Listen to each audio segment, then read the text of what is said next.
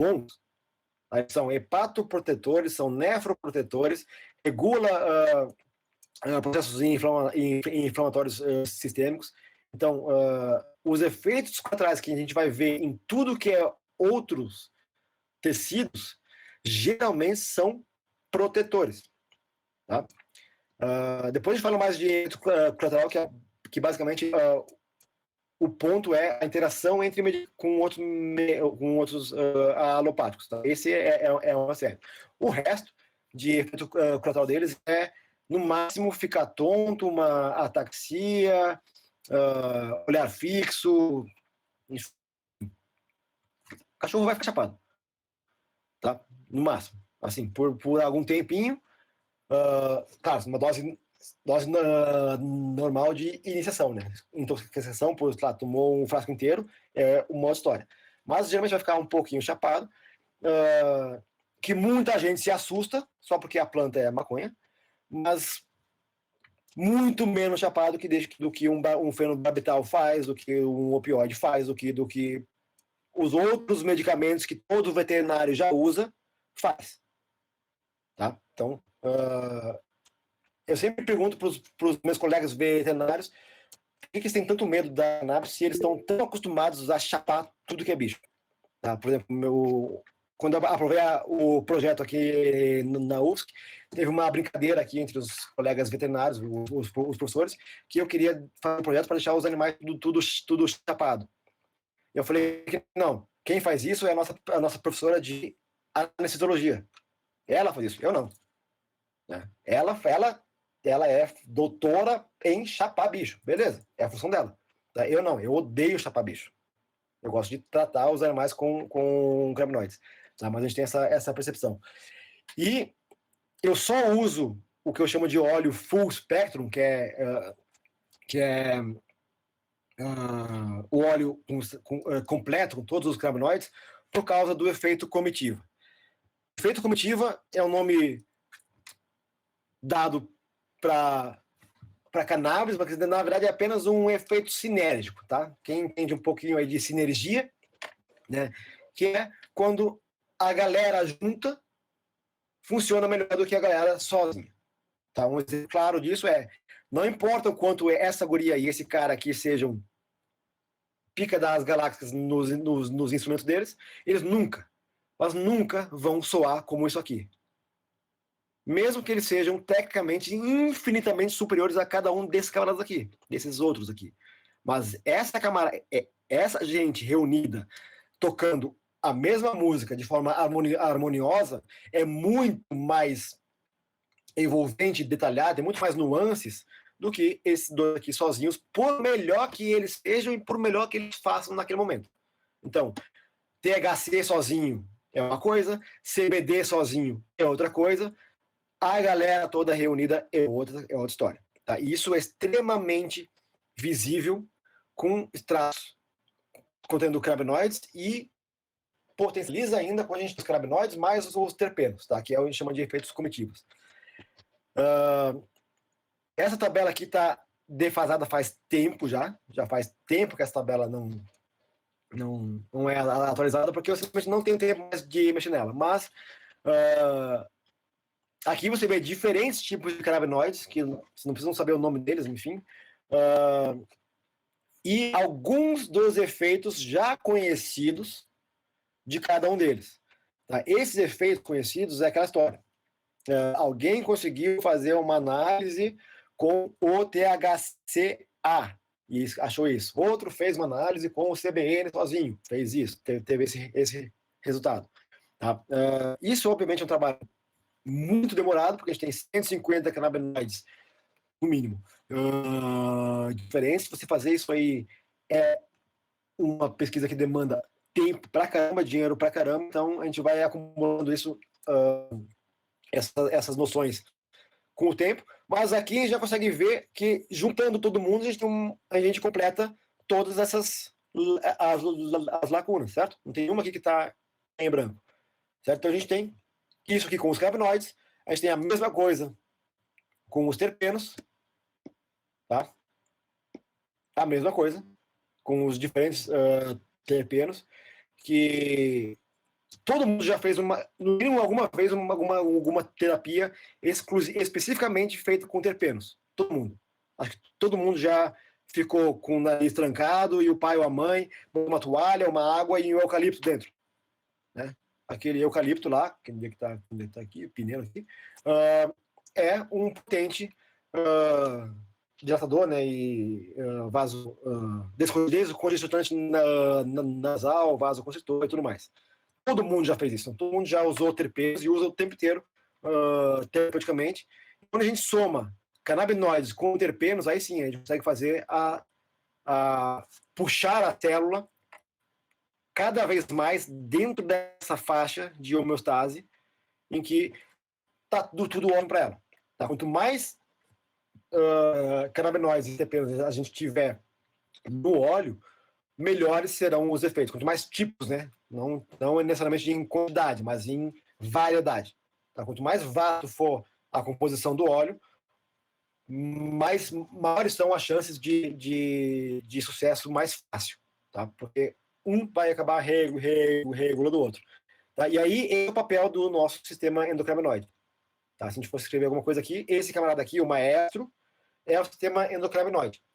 Tá? E aí quando a gente tem ou melhor, isso. Quando a gente usa os isolados, a gente vai ter o som de cada um deles sozinho. Quando a gente usa todo mundo junto, né, a gente consegue fazer o sistema endocannabinoide se harmonizar e aquelas várias rotas metabólicas começarem a agir de modo a melhorar a outra, certo? Que é a função dessas rotas metabólicas. Tá? Tudo que a célula faz, ela faz para se beneficiar. Tudo. Tá? Ela nunca faz nada para se prejudicar.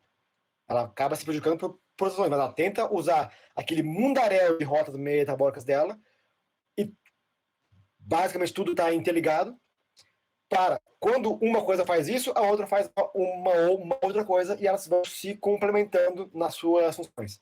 Tá? E esse é o papel do sistema endocannabinoide, pura e simplesmente. Regular como essas rotas metabólicas todas vão se conversar para fazer uma música melhor. Tá? Acho que vou parar por aqui por enquanto.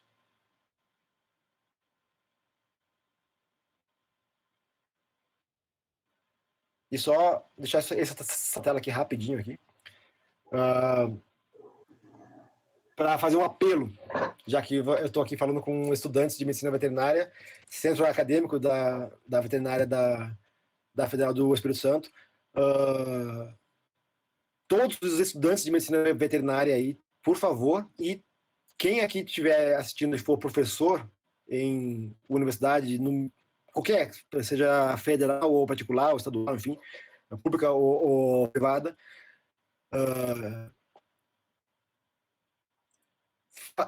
tentem incluir esse sistema endocannabinoide na grade curricular de vocês, na pesquisa de vocês, nos projetos de extensão de vocês. Talvez não precise ter uma disciplina.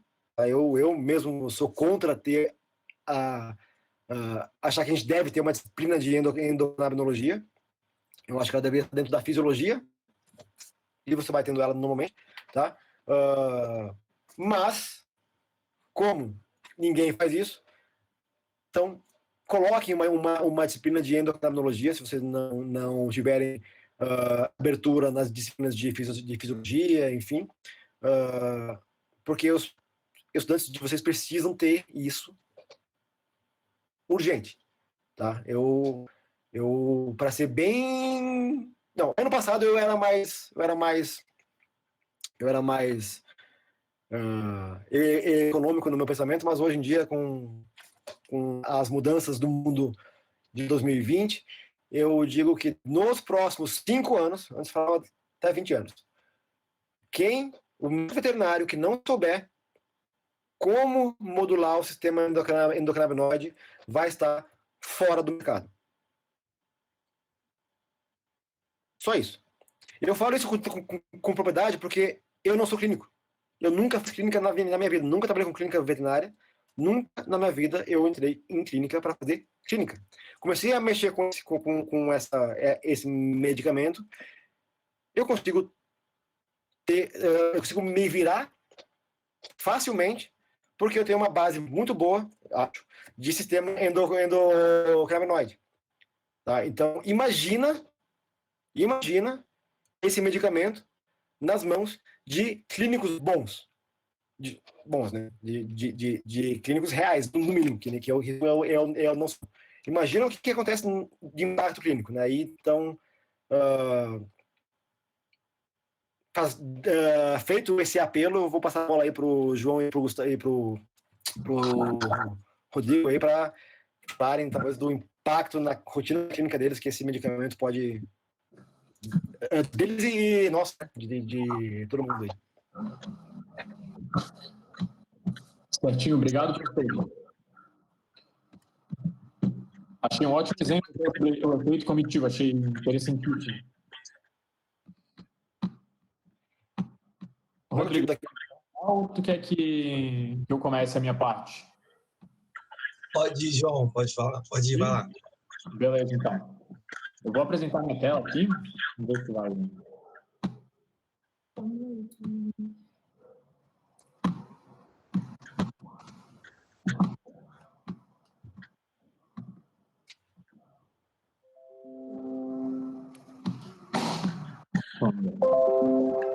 Estão conseguindo ver?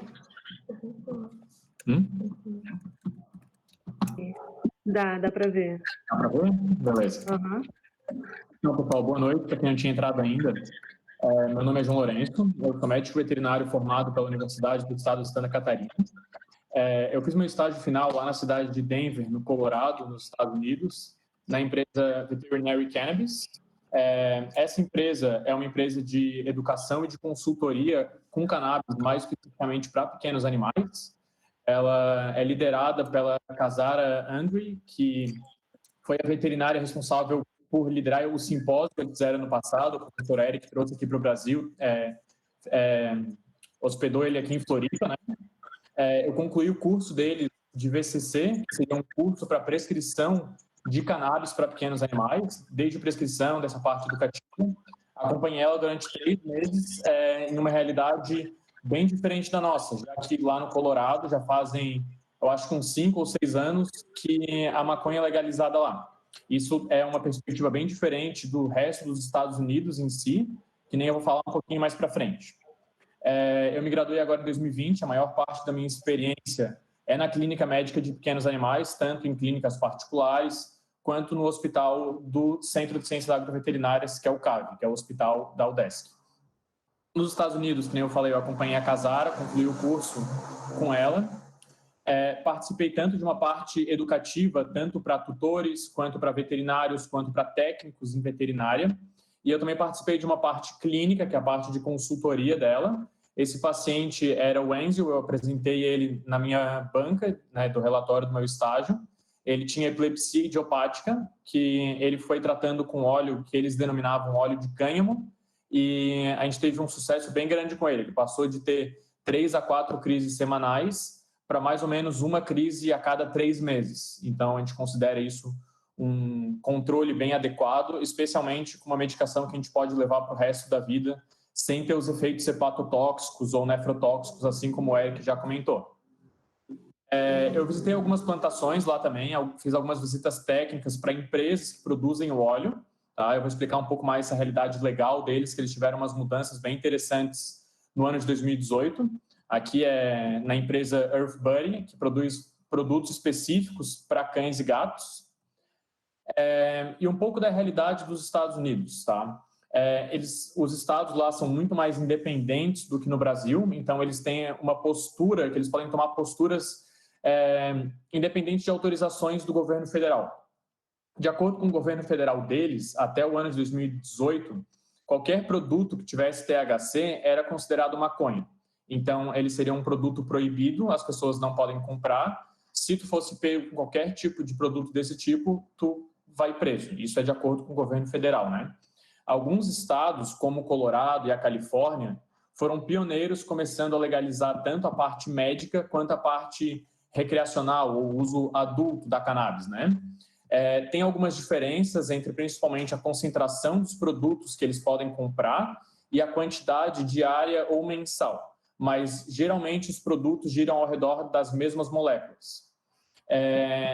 No ano de 2018, o governo federal deles passou a Farm Bill, ou mais em português seria mais ou menos uma lei da fazenda, onde eles legalizaram o cânhamo, ou como eles mesmos denominam de cânhamo, em todo o território nacional.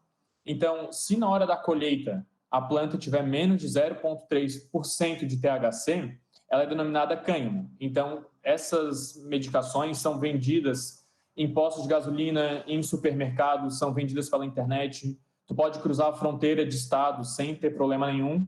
A gente, pelo menos aqui no Brasil, antes de eu ir para lá, eu conhecia o cânhamo como sendo a produtora de fibra, né? Eles utilizam o cânhamo mais para fazer camisetas, para fazer cosméticos, para fazer cordas. Enquanto agora, na denominação deles de cânhamo, como eles ainda têm essa brecha do THC, eles produzem produtos com mais THC que têm uso médico, não só um uso mais prático, físico, digamos assim. As medicações que têm mais de 0,3% de THC são denominadas maconha, seriam produtos de marihuana. E essas medicações só são permitidas em estados onde a maconha é legalizada, como no Colorado ou na Califórnia. Essa é uma definição um pouco arbitrária deles. A planta não decide se ela é cânhamo ou se ela é maconha. Isso é um pouco confuso, porque antigamente a gente tinha uma definição mais clara entre as espécies produtoras de fibra e as espécies produtoras de resina. Hoje, as duas se intercalaram, eles já têm cruzamentos entre as duas para tentar produzir plantas que produzam menos THC e mais CBD. Só que isso ainda é um pouco confuso e isso é totalmente arbitrário, isso é totalmente uma decisão do governo deles, que o nosso governo aqui aparentemente vai seguir nessas últimas legislações que estão fazendo ao redor da maconha. A parte humana, a gente, principalmente nos estados onde já é legalizada a parte adulta, a gente tem vários produtos, sejam eles óleos, tinturas, pastas, balas, pirulitos, refrigerantes, vaporizadores, pó para o suco, como se fosse um suco Tang que tenha THC. Alguns deles nem têm gosto, na verdade, eles são só para as pessoas tomarem durante o dia. Na linha veterinária, principalmente na parte do cânhamo, que é a parte que tem a mais CBD e não tem tanto THC, a gente consegue encontrar muitos produtos com formato de biscoito, produtos palatáveis com sabor de carne, sabor de frango, onde as pessoas conseguem fornecer essas medicações para os animais delas de uma forma muito mais fácil. Aqui na foto eu botei, todos os produtos são os produtos que meus pacientes lá chegavam na clínica querendo uma orientação de como utilizar. Essa da Vet CS era uma pasta, no caso essa aqui era para cães, né, mas eles fazem produtos para equinos também. Eles dizem que tem uma resposta muito boa, inclusive uma resposta possivelmente melhor do que para cães e gatos. A gente tem outros produtos que lá nos Estados Unidos são famosíssimos, né? A Elvet e a EarthBuddy, eu fiz a visita técnica nas duas empresas. São empresas que estão em uma ascensão meteórica, assim, eles estão crescendo muito rápido, porque são produtos que realmente funcionam. O pessoal ficava com muito medo, hoje o CBD lá está bombando, eles compram em qualquer lugar, eles compram esses produtos pela internet. E hoje os tutores viram que, principalmente para usos crônicos, depois o Rodrigo vai falar um pouco mais da experiência dele com uso agudo, em usos crônicos, devido a gente não ver esses efeitos deletérios no fígado e no rim, que a gente pode utilizar para manutenção da qualidade de vida de cães mais idosos. Então, os tutores que têm cães geriatras, eles gostam muito desse tipo de medicação. Os produtos, como eu falei, eles são vendidos em postos de gasolina, eles são vendidos em supermercados, eles são vendidos pela internet. Só que eu ainda vi um atraso em relação aos médicos veterinários falar sobre esse assunto. Quando eu fui para lá, a imagem que eu tinha deles era que os médicos veterinários iriam saber muito mais do que os médicos veterinários brasileiros, de que eles seriam muito mais abertos à discussão. e a realidade não é bem essa. Na verdade, eles, em quesitos legais, eles estão muito à frente do Brasil, mas em quesitos teóricos de conhecimento do sistema endocannabinoide, em conhecimento de como o THC e o CBD funciona, eu diria que eles estão quase no mesmo nível. Assim. Os veterinários têm medo de falar sobre, os veterinários eles não sabem se eles podem falar sobre, se eles vão ter alguma represália de algum conselho. Alguns produtos nem sempre têm a qualidade desejada, às vezes alguns desses produtos podem oferecer risco para os animais, os veterinários às vezes não sabem como orientar o tutor, como escolher um produto, ou qual produto seria de uma qualidade adequada para o seu animal. E isso cria um problema entre eles, porque o pessoal que quer vender o produto vende como se ele fosse bom para tudo e como se a gente pudesse usar ele indiscriminadamente. Enquanto a gente consegue ver bastante interações medicamentosas, a gente vê pessoas que erram a dose e não têm o efeito desejado. Nós vemos também pessoas que oferecem produtos que são principalmente da linha humana, que tem, eu não sei como é que seria muito a tradução, mas com adoçante ou com chocolate. Produtos que, se o animal ficar intoxicado com THC, não seria tão preocupante quanto eles intoxicados pelo chocolate, por exemplo. O THC deixando ele num cantinho quentinho, escuro, deixar ele hidratado, a gente consegue controlar essa intoxicação de uma forma muito mais adequada, enquanto uma intoxicação por xilotol, né, ou pelo chocolate, seriam muito mais severas e tem uma chance muito, muito maior de ocasionar o óbito do que uma intoxicação por algum outro produto com uma taxa mais alta de THC. Claro que a gente ainda tem os produtos bons, a gente tem laboratórios lá que são referências para testar esses produtos. Eu tive a oportunidade de fazer uma visita em uma deles. Eu fiz uma visita nesse laboratório denominado RM3. Ele faz tanto uma análise da linha adulta quanto da linha medicamentosa, né? Aqui a gente pode ver que eles têm várias amostras, as amostras são todas anônimas, digamos assim. O controle deles é tão rígido que para a entrega dessas flores, ou dos óleos, ou dos extratos, eles precisam botar na lista a CNH do entregador, a quantidade que ele vai levar, o horário que ele vai chegar.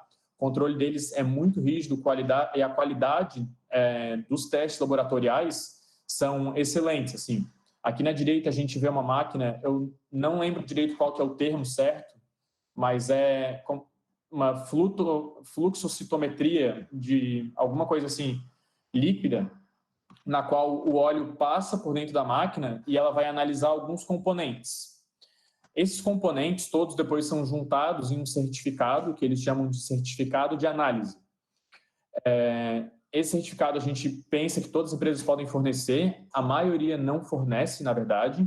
Algumas a gente tem que pedir, outras a gente pede, eles acabam não mandando. E como a gente não tem, às vezes, uma regulamentação deles num quesito de qualidade, alguns vendem um produto de, por exemplo, CBD 10 miligramas por ml, o que a gente acaba observando é que quando a gente faz o teste desses produtos, eles não oferecem 1 miligrama. Tem os produtos que são, às vezes, os mais caros, que não oferecem nem metade da concentração que eles estão dizendo na embalagem.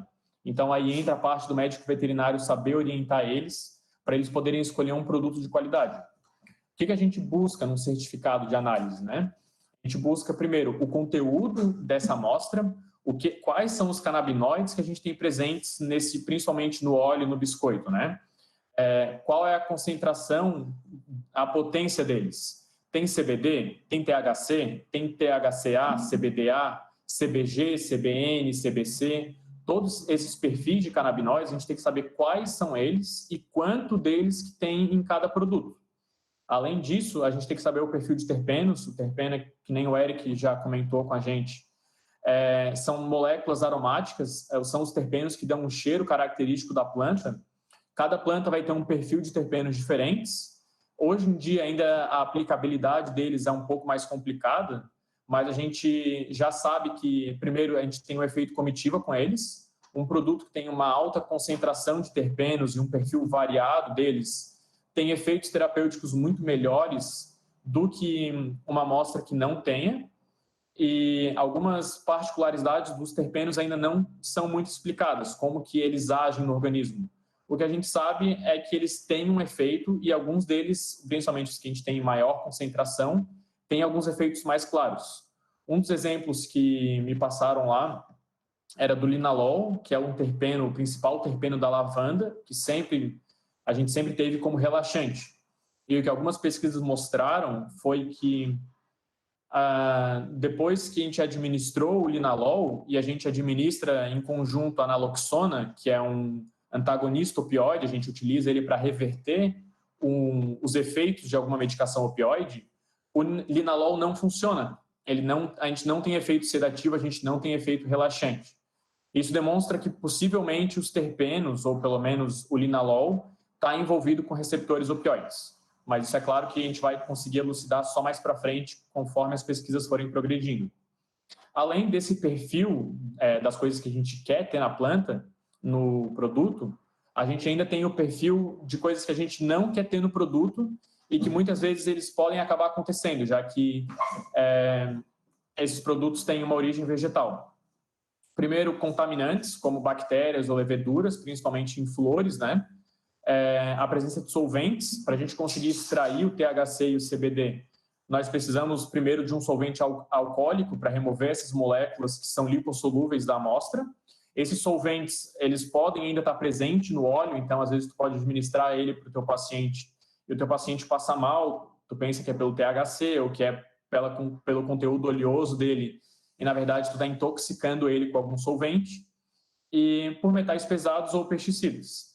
A planta cannabis, ela é extremamente capaz de absorver qualquer coisa que a gente tenha no solo, inclusive a radiação. Eles estão plantando a planta cannabis lá em Chernobyl, perto das usinas nucleares que vazaram, e a gente está vendo que a planta consegue absorver até a radiação do solo. E então, se tu tiver um solo contaminado com pesticidas ou com metais pesados, a planta pode absorver, pode acabar parando na flor dela, que é utilizada para fazer o extrato, e a gente pode acabar tendo alguns efeitos colaterais nos animais, caso essa amostra seja contaminada por esse tipo de substância. A gente tem alguns exemplos dessa empresa que eu fui, mesmo laboratório que eu citei. Aqui na esquerda, a gente tem um teste em PCR, que eles utilizam para as bactérias Escherichia coli e para a salmonella, para pesquisa de contaminantes. E aqui na direita tem leveduras, na qual eles fazem uma cultura, né? Eles colocam num forno, 37 graus, durante uma semana, para ver se tem algum crescimento de algum micro-organismo ali. E no Brasil, a nossa regulamentação ainda está bem defasada, a gente não tem ainda uma claridade de quando que a gente vai ter realmente uma legalização 100% aqui, né? E os óleos que a gente utiliza aqui, pelo menos a maioria dos veterinários que eu já conversei, tem tanto óleos importados quanto óleos nacionais que são de uma produção artesanal. A gente tem, nessas duas categorias, óleos muito bons. A gente tem que botar na balança, em relação ao custo, a facilidade de obtenção e a qualidade desses óleos. Não é necessariamente que um óleo que é artesanal não tenha a mesma qualidade de um óleo importado. Eu gosto muito dos óleos importados quando eles têm algum teste laboratorial mais confiável, já que eles vêm de países de origem que tenham esses laboratórios especializados nisso. Só que, em relação aos custos, esses óleos são muito mais caros. Eu já vi uma reportagem de uma criança que precisava do óleo, ela precisava importar lá do Reino Unido, e cada frasco do óleo custava R$200, sendo que nós temos óleos nacionais, óleos artesanais que são de uma qualidade muito boa, que giram em torno de 150 a 400, R$500 o frasco. Ou seja, é um quarto do preço, né? Isso ainda porque a gente tem todo um problema de logística, um problema de legalização, mas eu acredito que esses óleos possuem uma qualidade muito boa e que a gente ainda consiga utilizar na prática aqui nos dias de hoje. De acordo com a legislação, eu acredito que o professor Eric possa nos esclarecer um pouquinho depois, acredito que ele saiba mais sobre isso do que eu. Até onde vai o meu conhecimento, a legislação ela é passiva ao uso, a gente não tem nada que nos proíba de usar, tanto que a gente tem veterinários, que nem o Dr. Fábio lá em São Paulo, que trabalha faz 11 anos com o uso de cannabis para pequenos animais, e ele já conversou com o CRMV já permitiu com que ele fizesse isso, e ele nunca teve nenhum problema com isso. O MAPA, que é quem regula essa parte das medicações também, meio que em branco, digamos assim. Ele não aprova e ele não desaprova, deixando nas nossas mãos que a gente tem a responsabilidade de prescrever o óleo e de conseguir fazer um acompanhamento da consulta de uma forma mais adequada, né? Quem tem essas informações. A parte do Brasil ficou um pouco mais curta, eu queria mostrar mais como é que era a realidade fora do país, né? Porque agora o Rodrigo vai conseguir conversar um pouco com a gente como é que é o uso dele aqui no Brasil, como é que é o uso dele com uma terapia mais intensiva. Os usos que eu tive foram muito mais para terapias crônicas, né? Que nem acho que 90% do uso da cannabis é assim. E o que eu tinha para falar era isso. Só queria mostrar um pouco da minha realidade. Então... Obrigado, João. Obrigado. Boa noite, galera. Para quem também está chegando agora, meu nome é Rodrigo Zamit Cunha, sou médico veterinário formado pela Universidade Federal do Rio de Janeiro, aqui em Seropédica. Salve, colegas cariocas, Arthur, Débora também que estão assistindo, que são lá da faculdade. Formei ano passado, em junho do ano passado.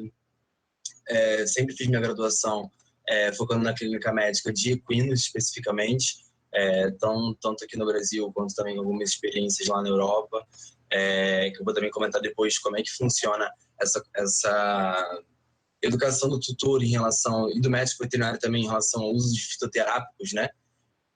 Também é bem diferente. E a minha história com a cannabis começou pessoalmente com uso recreativo, eu não faço questão de esconder isso, inclusive até mesmo para servir como quebra de tabu, que a gente tem aquela... Normalmente as pessoas têm aquela visão, né, do usuário, enfim, aquela coisa meio salsicha de ser, né, que não faz nada da vida.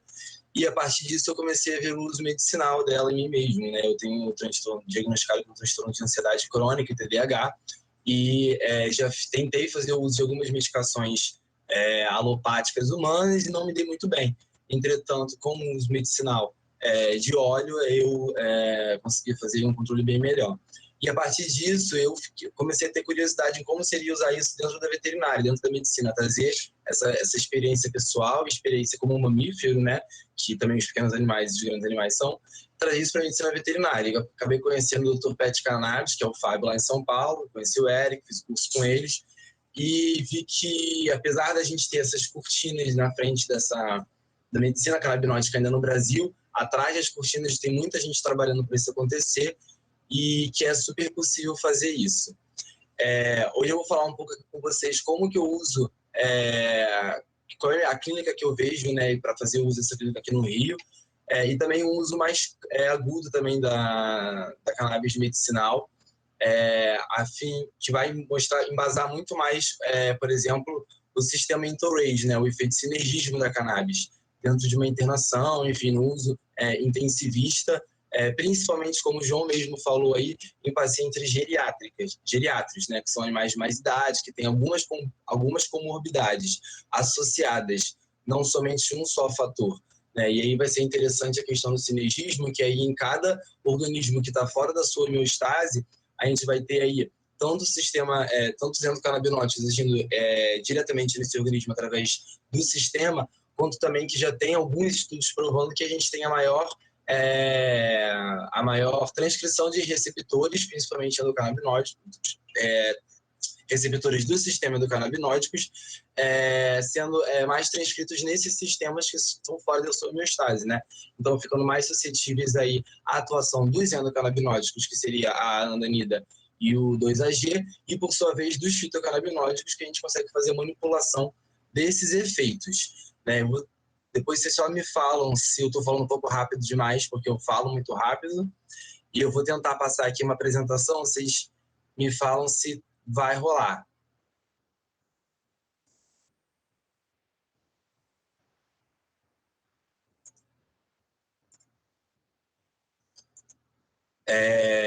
Não sei se está passando de boa. Tá passando aí, Rodrigo. Tá, né? Tranquilo.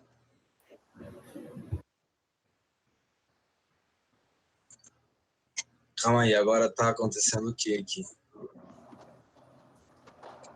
Calma aí. Vocês estão vendo essa tela do Canvas, da cannabis medicinal? Tá de boa? Da cannabis medicinal, no caso do intensivismo. Perfeito. Então, primeira coisa que é importante a gente elucidar dentro de um intensivismo é que o quadro clínico desse paciente, ele basicamente, como até o Eric falou, vai ser um quadro clínico de, primeiro, diversos usos de medicamentos alopáticos, então a gente vai ter possivelmente uma interação ou uma falta de atividade por uma sobredose orgânica mesmo nesse organismo, principalmente, por exemplo, no que a gente vai fazer efeito ao fígado, né, em um paciente internado ou já em um paciente geriatra que já faz uso prolongado de alopáticos, principalmente o fígado desse paciente já vai ser um órgão extremamente sobrecarregado, né, por isso que, assim, dentro da minha clínica, da minha experiência clínica, 95% dos pacientes têm colangiopatite. Ou ela e 98% tem, desses 98%, 20% são assintomáticos ainda, mas já tem ali uma parede espessada, já tem um parênquima hepático em ultrassonografia, um parênquima hepático com perda de homogeneidade, enfim, por questão tanto de manipulação de alimentação, que eu também bater nesse ponto com vocês, e também por questão do uso prolongado de um monte de medicamento que a gente acha justo fazer para tratar a cura, né, para curar, como o João falou. Então a gente tem que levar muito isso em consideração na hora de, por exemplo, a gente conseguir achar a dose para esse paciente.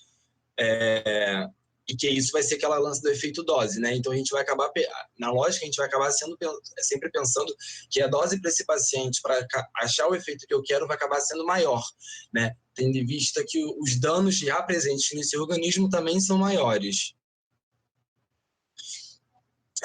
Outra questão interessante dentro de um paciente, tanto do intensivismo quanto focando para a questão da geriatria, é o poder de promover o sentimento e a sensação de bem-estar físico e bem-estar emocional dos fitocannabinóticos agindo no sistema endocannabinótico. Tanto na questão do sistema nervoso central, porque a gente vai ter ação nos receptores CB1 e entrando aí no bem-estar emocional, principalmente no que diz respeito aos gânglios da base, a presença desses receptores CB1 no gânglios da base, né? O que leva a gente a pensar que não somente a gente tem que usar a cannabis pensando somente nos efeitos físicos desses fitocannabinóticos, mas também pensando nos efeitos psicossomáticos desses fitocannabinóticos, né? Ou seja, o efeito psicotrópico do THC, principalmente, não é essa versão que as pessoas gostam de citar, né? Não, desde que você saiba usar o efeito psicotrópico do THC, o efeito psicotrópico dele é ótimo, porque a gente vai estar usando ele para garantir voltar a um bem-estar emocional do paciente e usando a teoria da psicossomatia, que é onde a gente tem o subconsciente agindo diretamente no físico, promover um bem-estar físico. E isso dentro de um paciente internado é super interessante, tendo em vista que ele está num ambiente que é já é super estressante, com cheiro estressante, cheiro de morte muitas vezes, outros animais. Se forem pacientes felinos, por exemplo, onde a gente não tem um ambiente cat-friendly, né? Ou seja, um ambiente amigável para os gatos, aquele paciente felino está extremamente estressado dentro daquele ambiente, né? Cachorro, gato, tudo junto. Então, o efeito psicossomático do THC, principalmente, é ótimo para a gente dentro do intensivismo, né? Isso já vai aí, entra também na questão da senilidade, né? Vou mostrar para vocês aqui uns casos que eu usei de uns pacientes que já eram geriatras, assim, cachorros de 19, 20 anos, então eles tinham um processo senil de degeneração neuronal natural já muito agravado, e por conta do efeito tanto de tranquilização, né, e a gente já usa uma dose alta na questão da sedação, tanto no efeito do bem-estar emocional, que a gente consegue trazer esse paciente para um patamar mais controlado, mais homeostático, né? Voltando aí na função basicamente bioquímica reguladora dos fitocannabinóticos. E dentro da internação também, o próprio João falou, e o Eric falou, e eu assino embaixo, a gente pode usar o óleo no sentido de controlar crises convulsivas, né? Porque assim, a gente tenta, quando a gente recebe um paciente neurológico, no sentido de estabilizar esse paciente, muitas vezes a gente tem que ficar sedando esse paciente, né? Seja com uma sedação basicamente como MPA, com uso de ketamina, Cepram, midazolam, morfina, ou uma sedação de forma de ataque, na hora para tirar o paciente da crise, por exemplo, com o uso de um diazepam ou um fenobarbital. Então, vocês imaginam como é que vai um paciente que já está numa internação, que já está sofrendo uma psicossomatose inadvertida, que já veio para a internação, está descompensado, eu já vou jogar um monte de medicamento, que se você for ler a bula desses medicamentos, você vai ver que os efeitos adversos são enormes, né? Então, assim, então, para a gente conseguir controlar essa crise convulsiva, é muito mais interessante a gente usar aí uma fitoterapia que vai fazer um controle extremamente elucidativo, né? Em segundos você consegue ver que a gente tem a tranquilização do paciente convulsivo sem esses efeitos adversos enormes dos alopécios. Muito importante, né?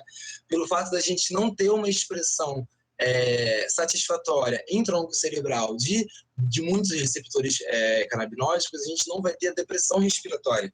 Então, a gente pode sedar um paciente convulsivo, por exemplo, um cardiopata, digamos assim,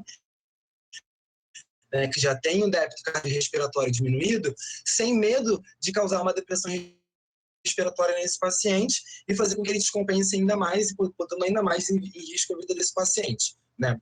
Isso dentro dos usos clínicos intensivos.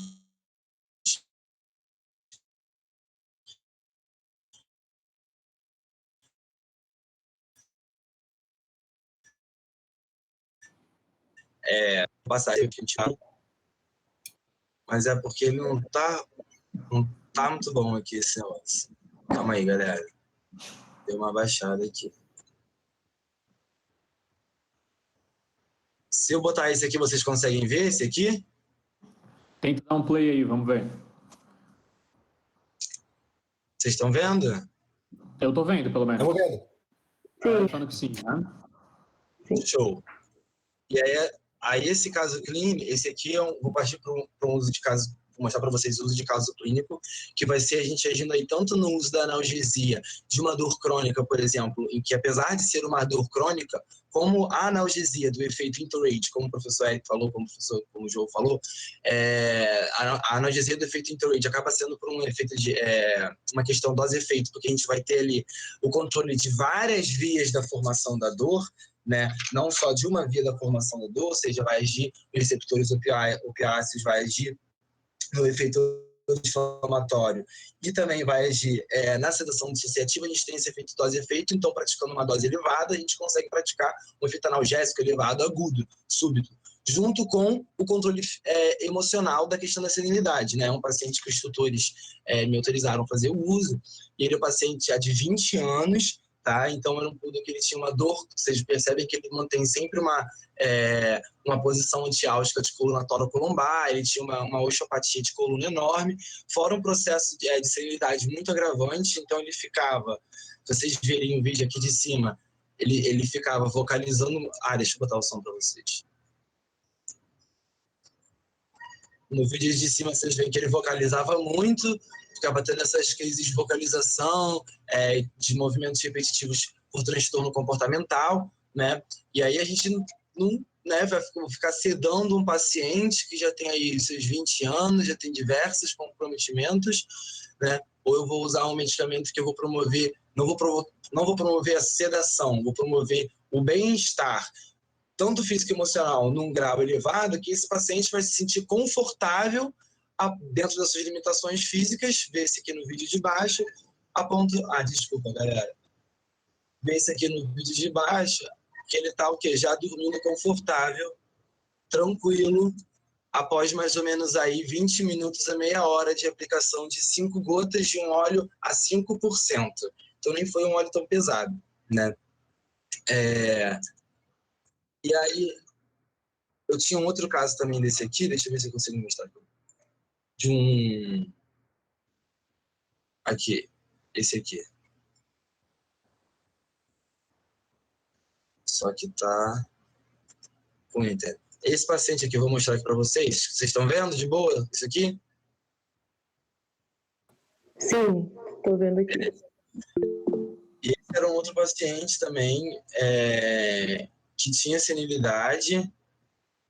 Ele teve que fazer uma cirurgia, então ele tinha uma dor absurda, junto com um processo de senilidade bem absurdo. Gente, tá muito ruim isso aqui, desculpa. E aí, basicamente, era o mesmo quadro desse paciente aqui, mesmo histórico, era um poodle, idade super elevada, e tinha que fazer um controle de dor agudo, junto com trazer o bem-estar físico e emocional desse paciente. E aí, naquele, eu acho que pelo devido fato dele ter aí um fator de risco maior, que foi um pós-operatório, eu consegui fazer nele um efeito de tranquilização e conforto com uma dose um pouco maior, 7, 8 gotas, né, e depois de 20 a 30 minutos ele ficou mais tranquilo dentro da internação, né. Eu não tenho muitos outros casos clínicos de internação aqui para exemplificar para vocês por questões de autorização e tudo mais, mas aí eu vou mostrar para vocês esse próximo caso aqui, que é um caso do meu cachorro. Esse caso é bem interessante, porque é um cachorro endocrinopata, um cachorro osteopata, que fazia uso de tramadol, carprofeno, suplemento para cartilagem, levotiroxina 400mg BID, e ele sempre, 3, 4 meses, ele sempre foi dessa forma, foi degradando, né? E aí, vocês veem nesse vídeo aqui de cima, uma posição áltica que ele ficava, ele não conseguia se mexer direito, sabe?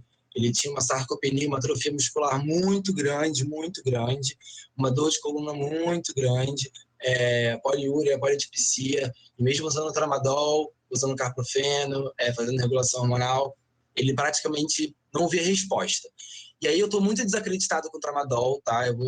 Já li até alguns artigos que falam sobre a questão da resposta de cães com tramadol. Resolvi tirar todas essas drogas alopáticas dele, reduzir pela metade a dose de levotiroxina e entrei com óleo 4%. E aí vocês vão ver 3 semanas depois desse tratamento, vocês vão ver no vídeo de baixo que ele tá, né, outro cachorro. E aí aqui até meus conterrâneos, Arthur e Débora, podem dar o depoimento para vocês aí de como ele tá, porque assim, nem meu pai, gente, meu pai viu o cachorro aqui e falou: o que você aplicou nesse cachorro? Foi isso que meu pai falou. O que você aplicou nesse cachorro? E a resposta foi incrível, porque tem pelo fato, regulamento com o sistema endocannabinóide, se você pensar que um cachorro é endocrinopata porque ele tem uma desregulação hormonal, né, então o fitocannabinoide vai ser extremamente indicado dentro dessa lógica, perfeito? E dentro da minha clínica médica também, eu uso muito com questão comportamental. Esse é um caso de um paciente meu em York, transtorno comportamental, ansiedade de separação, tem um histórico aí de maus tratos, então ficou com histórico de agressividade súbita. Eu queria muito mostrar para vocês o áudio que a tutora me mandou hoje, um depoimento que ela me mandou hoje, mas eu não consigo botar esse áudio na apresentação. E aí ela mandou, ele tinha vários tiques e comportamentos que dificultavam a vida entre ele e a tutora, tá? E aí, junto com a indicação de acompanhamento com comportamentalista e a introdução da medicina endocannabinóide, com óleo de 4%, a gente está agora em 3 gotas dia, 2 à noite e uma de manhã. Ela mandou áudio hoje super, eu posso compartilhar com vocês depois num grupo, enfim. Um áudio super legal, falando que já percebe várias diferenças no comportamento dele em relação a, por exemplo, a ter a questão de marcar território por toda a casa, agressividade com outras pessoas. Esse cão usava muito som como gatilho para entrar numa crise meio louca, assim. Ele, por exemplo, escutava o som do cortador de grama e pulava dos lugares, e tinha uns ataques assim, usava o som como gatilho. Escutava o som do interfone e ficava maluco. E agora ela fala que ele escuta o som do interfone sem o menor problema, que ela está muito otimista em relação a isso. E isso é bem legal, né? Essa resposta, e vou falar aqui, tá? A convivência com o cão está se tornando melhor em vista da terapia que a gente faz. Vou voltar aqui para o Mitinho agora finalizar a apresentação para a gente discutir um pouco sobre também a questão de como a vivência com os tutores, né? Eu não sei se vou deixar aberto aí pro Eric também e pro João falarem, se eles vão querer falar agora também sobre nossa questão de como é para os tutores falarem, como é falar com os tutores em relação a isso, como que é quebrar essa barreira. Espero que vocês tenham gostado. Aí, qualquer dúvida, qualquer pergunta, por favor, fiquem à vontade. Vocês querem falar aí primeiro, galera, como é que é a experiência de vocês com tutores, com outros médicos veterinários? Fala, Zamit, muito bom, cara. Parabéns aí. Muito massa ver, tu fez o curso agora em março, né? Isso, Porra, mano. isso. Pô, muito legal, né? Março, estamos em junho. Aí, galera. É fácil. É só chegar e aí a curva de aprendizado é rápido, né? Vocês que estão aí há menos tempo que eu, a curva é... Tu aprende rápido. Eu queria tocar uns pontos aí, conversar com vocês dois aí sobre algumas coisas que vocês falaram agora. Ontem a gente estava falando, né, sobre o uso intensivista, né, que é algo raro no mundo da cannabis, que é uma coisa, a terapia canabinoide geralmente ela é uma terapia crônica para casos crônicos, né, que a gente está mais acostumado. Mas aí depois eu fiquei pensando, mas os casos de epilepsia, por exemplo, são intensivistas, né, porque tu pega um animal em crise, isso, quem for lá no Instagram, por exemplo, da Yara, que eu deixei aí no chat ali, é Y4R420, né? Dá para ver lá que ela estava numa crise, né? Era um quadro emergencial ali naquele momento, e eu entrei na dose que eu chamo de não tô nem aí, para ser online, né? Mas enfim, dose cavalar mesmo, assim, cavalar, umas 800 a 1000 vezes a dose normal. Se fizer alguma coisa parecida com isso aí, você mata com qualquer outro medicamento, né? Que não é o caso da cannabis. E eu tenho visto que a gente pode usar realmente para intensivismo, visto que muitos dos quadros que os pacientes chegam numa urgência, numa emergência, são quadros que podem ser estabilizados pela cannabis. Né? O exemplo que eu deixei ali, o auto memo ali que eu escrevi, foi do meu vizinho aqui, ele me chamou, porque o animal já estava há 19 horas, 20 horas já, estatelado, porque ele deu uma dose a mais, né? Uma dose bem a mais, de fipronil pro gato dele, né? O antipulga, né? Uhum. E o gato tava realmente tava parecendo que ele ia dar os seus últimos suspiros, né? Tava praticamente sem sinal nenhum vital, mais. E eu entrei em casa, peguei o óleo e dei, pensando, poxa. Eu fui ver, fui checar quais eram os sintomas de intoxicação por fipronil, blá, cheguei ali, acetil colina, falei, pronto, é isso, né? Neurotransmissão, tamo aí. Aí, fui nisso aí, dei 3 gotas para ele lambeu uma, eu acho. Deu 2 minutos, ele tava com as pupilas de volta ao normal, respirando normal. Tinha saído debaixo do cantinho da cama que ele tinha ido quando ele tinha forças ainda. E estava no meio da sala, fazendo aquilo que o gato mais gosta quando tá relaxadão, que é lamber, né? Embaixo do rabo. Lamber o toba. Então tava de boaça. O bicho tá lindão aqui. Assim, né, caso que você usa... Tem alguma indicação para isso? Não. Vi em alguma literatura? Não. Mas se você entende um pouquinho do sistema endocrinóide e vai atrás, você consegue resolver. Eu queria perguntar para vocês como é que vocês pensam quando vocês enxergam um paciente novo, seja ele qual for, se ele é um paciente, vamos dizer assim, canabinável ou não. Eu geralmente tendo a não pensar na doença, mas pensar na fisiologia por trás da doença para ver se ela é canabinável. Não sei se vocês fazem a mesma coisa. Só para responder a tua pergunta, né, sobre os tutores antes, né, já que eu viajei.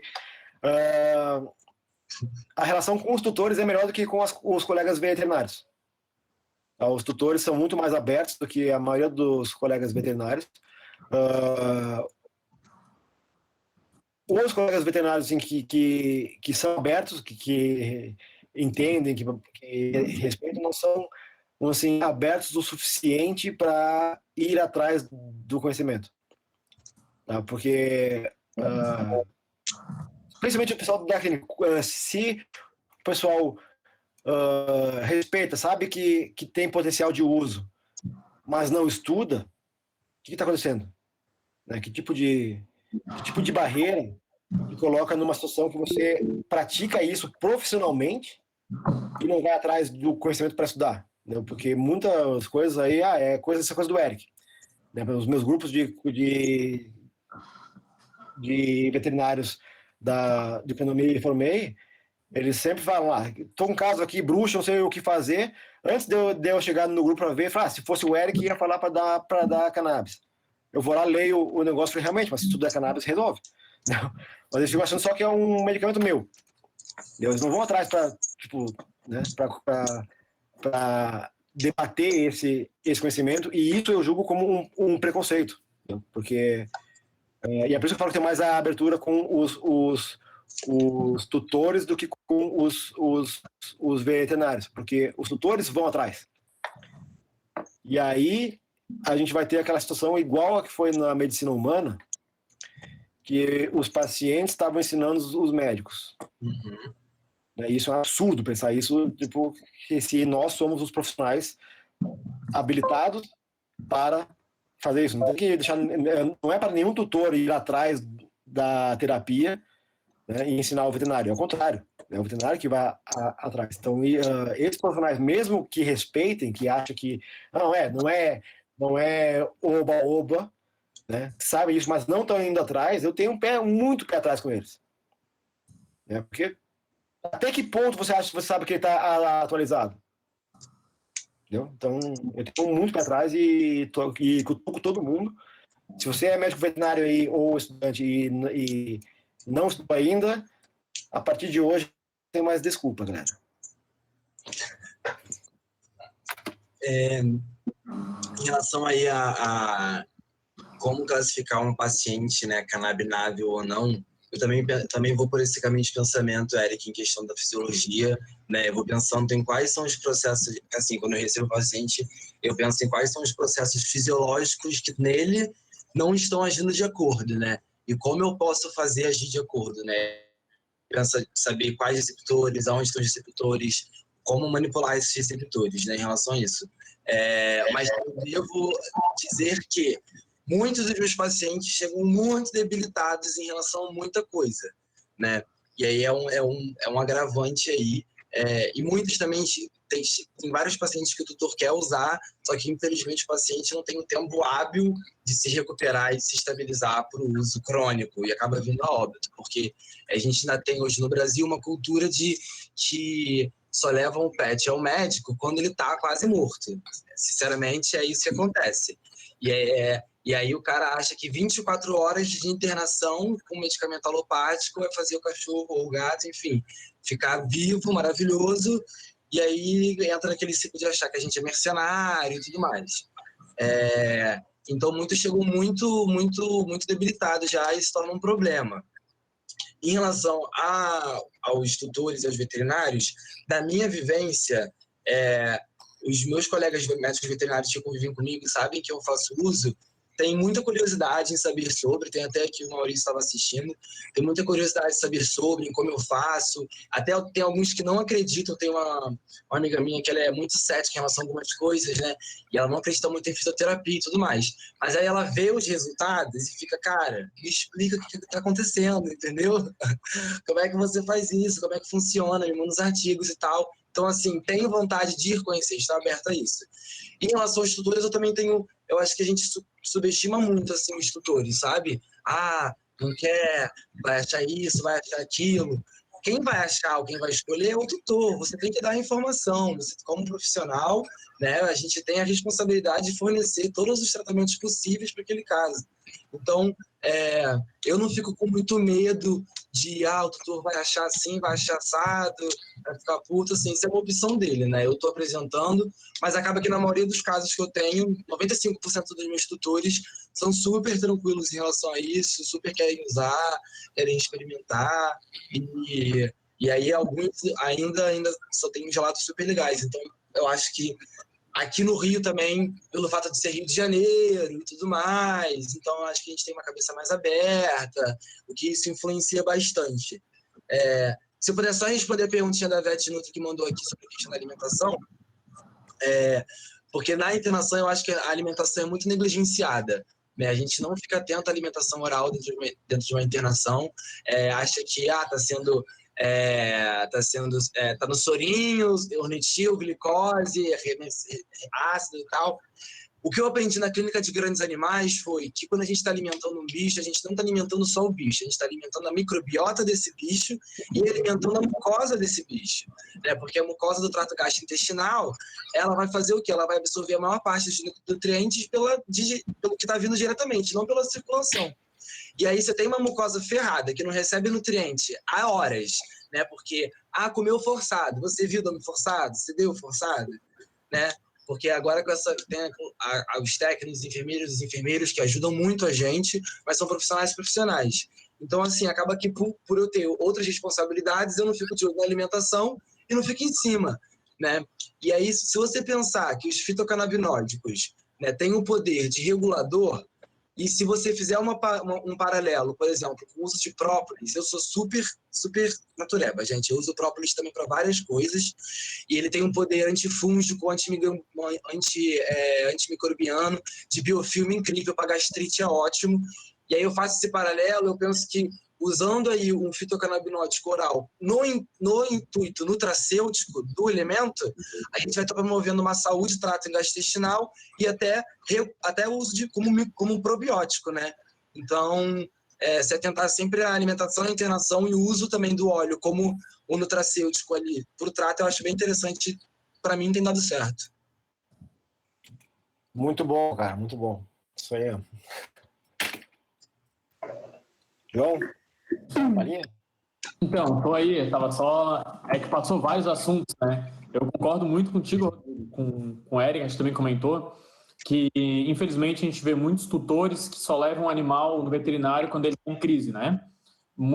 Poucos tutores pensam em prevenção e muitos deles pensam em tratamento só na última hora, quando o animal está em crise, gastando o possível, né? E às vezes não querendo tomar as recomendações que a gente prescreve. Em relação aos tutores que eu tive até hoje, a grande maioria me procurou. Então, eles já vieram com uma cabeça aberta, eles já vieram pesquisados, digamos assim, já tinham aprendido na internet, já sabiam bastante sobre o assunto, né? Eu, inclusive, apareceu uma paciente para mim ontem, que eu entreguei o óleo para ela, e a tutora dela já sabia tudo de CB1, CB2 e efeito homeostático, e ela, quando eu comecei a explicar, ela já sabia. Então, eu vejo muita curiosidade dos tutores, principalmente tutores que têm esse entusiasmo pela cannabis, e eu vejo muita aceitação por parte deles. Eu acredito que os que não acreditam ou os que não querem nem entram no meu perfil e nem me procuram, né? Eu vejo ceticismo por alguns veterinários, mas eu vejo mais curiosidade do que ceticismo. Eu vejo muitos veterinários que, quando eu comento da cannabis, ou comento do estágio, ou comento de todos os efeitos delas, eles sempre me perguntam, eles sempre vêm atrás e me perguntam onde é que eles podem se informar melhor. Então, eu acho que principalmente a cabeça dos veterinários que são mais novos, elas estão muito abertas em relação a esse tipo de terapia. Claro que a gente tem de todos os tipos, né?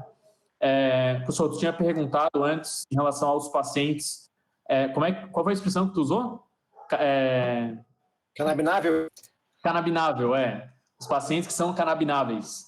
Eu acho que, eu não vou dizer todos, mas eu vou dizer que eu acho que quase todos seriam pacientes canabináveis. Eu não digo que a cannabis seria mais eficiente que terapias alopáticas, dependendo da situação, mas acho que ela sempre deveria ser cogitada como a nossa primeira escolha. Pelo menos para a gente analisar e ver se é o melhor protocolo a ser seguido. Eu acho que a grande maioria inclusive neonatos, e principalmente, né? Eu não lembro qual foi especificamente a pergunta, além dos canabináveis. Não, isso, só um detalhe, eu iria um pouco além. Eu diria que realmente 100% dos pacientes são canabináveis. O que não quer dizer que vai ser tratado só com a cannabis, obviamente. Então, se você pegar, combinar terapias, é praticamente como um soro. O soro, uma hidratação, né, uma fluidoterapia, ela está presente em talvez 100% dos casos. Né? Ela pode fazer parte de 100% dos casos clínicos, né? Porque ela pode não estar fazendo nada, mas ela é um suporte. Então, claro, quando a cannabis não entra como o terapêutico principal ou uma ação terapêutica, ela entra como medicamento de suporte para basicamente tudo. Ela é terapia integrativa, né? Do conforto. Por exemplo, o uso dela em câncer começou como um tratamento de suporte, literalmente para suportar a quimioterapia. Né? Então, eu falo de cannabis, né? Todo mundo que me viu falando sempre de cannabis, mas isso não exclui as outras práticas, especialmente o poder terapêutico dessa planta especificamente. Eu acredito, com cada vez mais clareza, mais certeza, que ela está na combinação dela, no uso dela dentro das terapias ancestrais. Né? Mistura uma acupuntura com isso, a acupuntura com uma mochoterapia, os outros fitoterápicos todos, né? Porque a gente tem terpenos também fora da cannabis, não é só ela que tem outros compostos medicinais nas plantas. Então, a pessoa que dominar por exemplo, fitoterapia e como o sistema endocannabinoide funciona, essa pessoa tem nas mãos uma farmácia de uma planta só, eu chamo de não é um medicamento único, é uma farmácia ali dentro, e mais uma farmácia de outras espécies, aí que a gente tem muita coisa para combinar. Então a gente tem muita coisa, muito poder.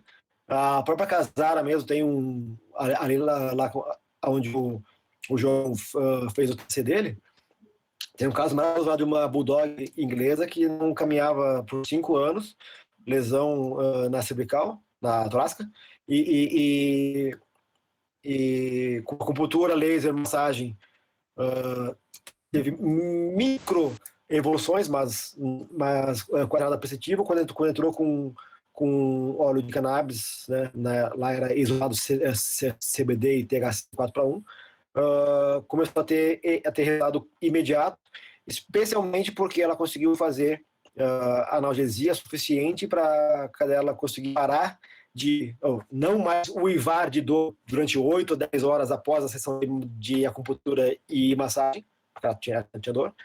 Então ela suportou uma acupuntura mais profunda, uma massagem mais profunda, mais tempo de intervenções, né, por vez, e todos os efeitos de proteção da medula, anti-inflamatórios e remodelagem óssea, tudo mais. A gente não sabe o que aconteceu ali, porque a gente não fez nenhum exame específico do que estava acontecendo lá molecularmente ou celularmente, né, apenas clínico, mas tá aí, a gente tem esses resultados, né? Então, eu não vejo paciente não canabinável, a não ser aqueles hipersensíveis a canabinoides, que nada que uma microdose também não resolva, né? A gente tem que falar de dose depois também. Um adendo ao que tu estava comentando, principalmente em relação às outras terapias e alimentação, e eu estava explicando isso ontem para a tutora, que ela tem uma gatinha que tem linfoma, e às vezes acaba um linfoma alimentar, né? Então ela tem hiporexia, ela às vezes não quer comer. Só de dar essa manutenção para o corpo do animal, tu falou dos pacientes que são canabináveis, né? Sejam eles quais forem, se tu conseguir manter um conforto, tu conseguir manter uma qualidade de vida, que nem tu falou, da parte dos métodos mais paliativos, né? De retirar náusea, de retirar dor, de ter esse efeito anti-inflamatório. Os pacientes se alimentando melhor, eles vão ter um suporte melhor para tratar a doença. Eles vão conseguir o corpo deles se regenerar de uma forma um pouco mais adequada, né? E a cannabis falava isso, que a cannabis associada à acupuntura, principalmente, fisioterapia, medicina chinesa, provavelmente, ela não falou especificamente disso, mas aos tipos diferentes de tratamentos com alimentação, muito potencializado, né, os efeitos de ambas as terapias. Ela, pelo menos, era super fã de combinar com cultura, com cannabis, ela falou que os resultados eram excelentes. Sim.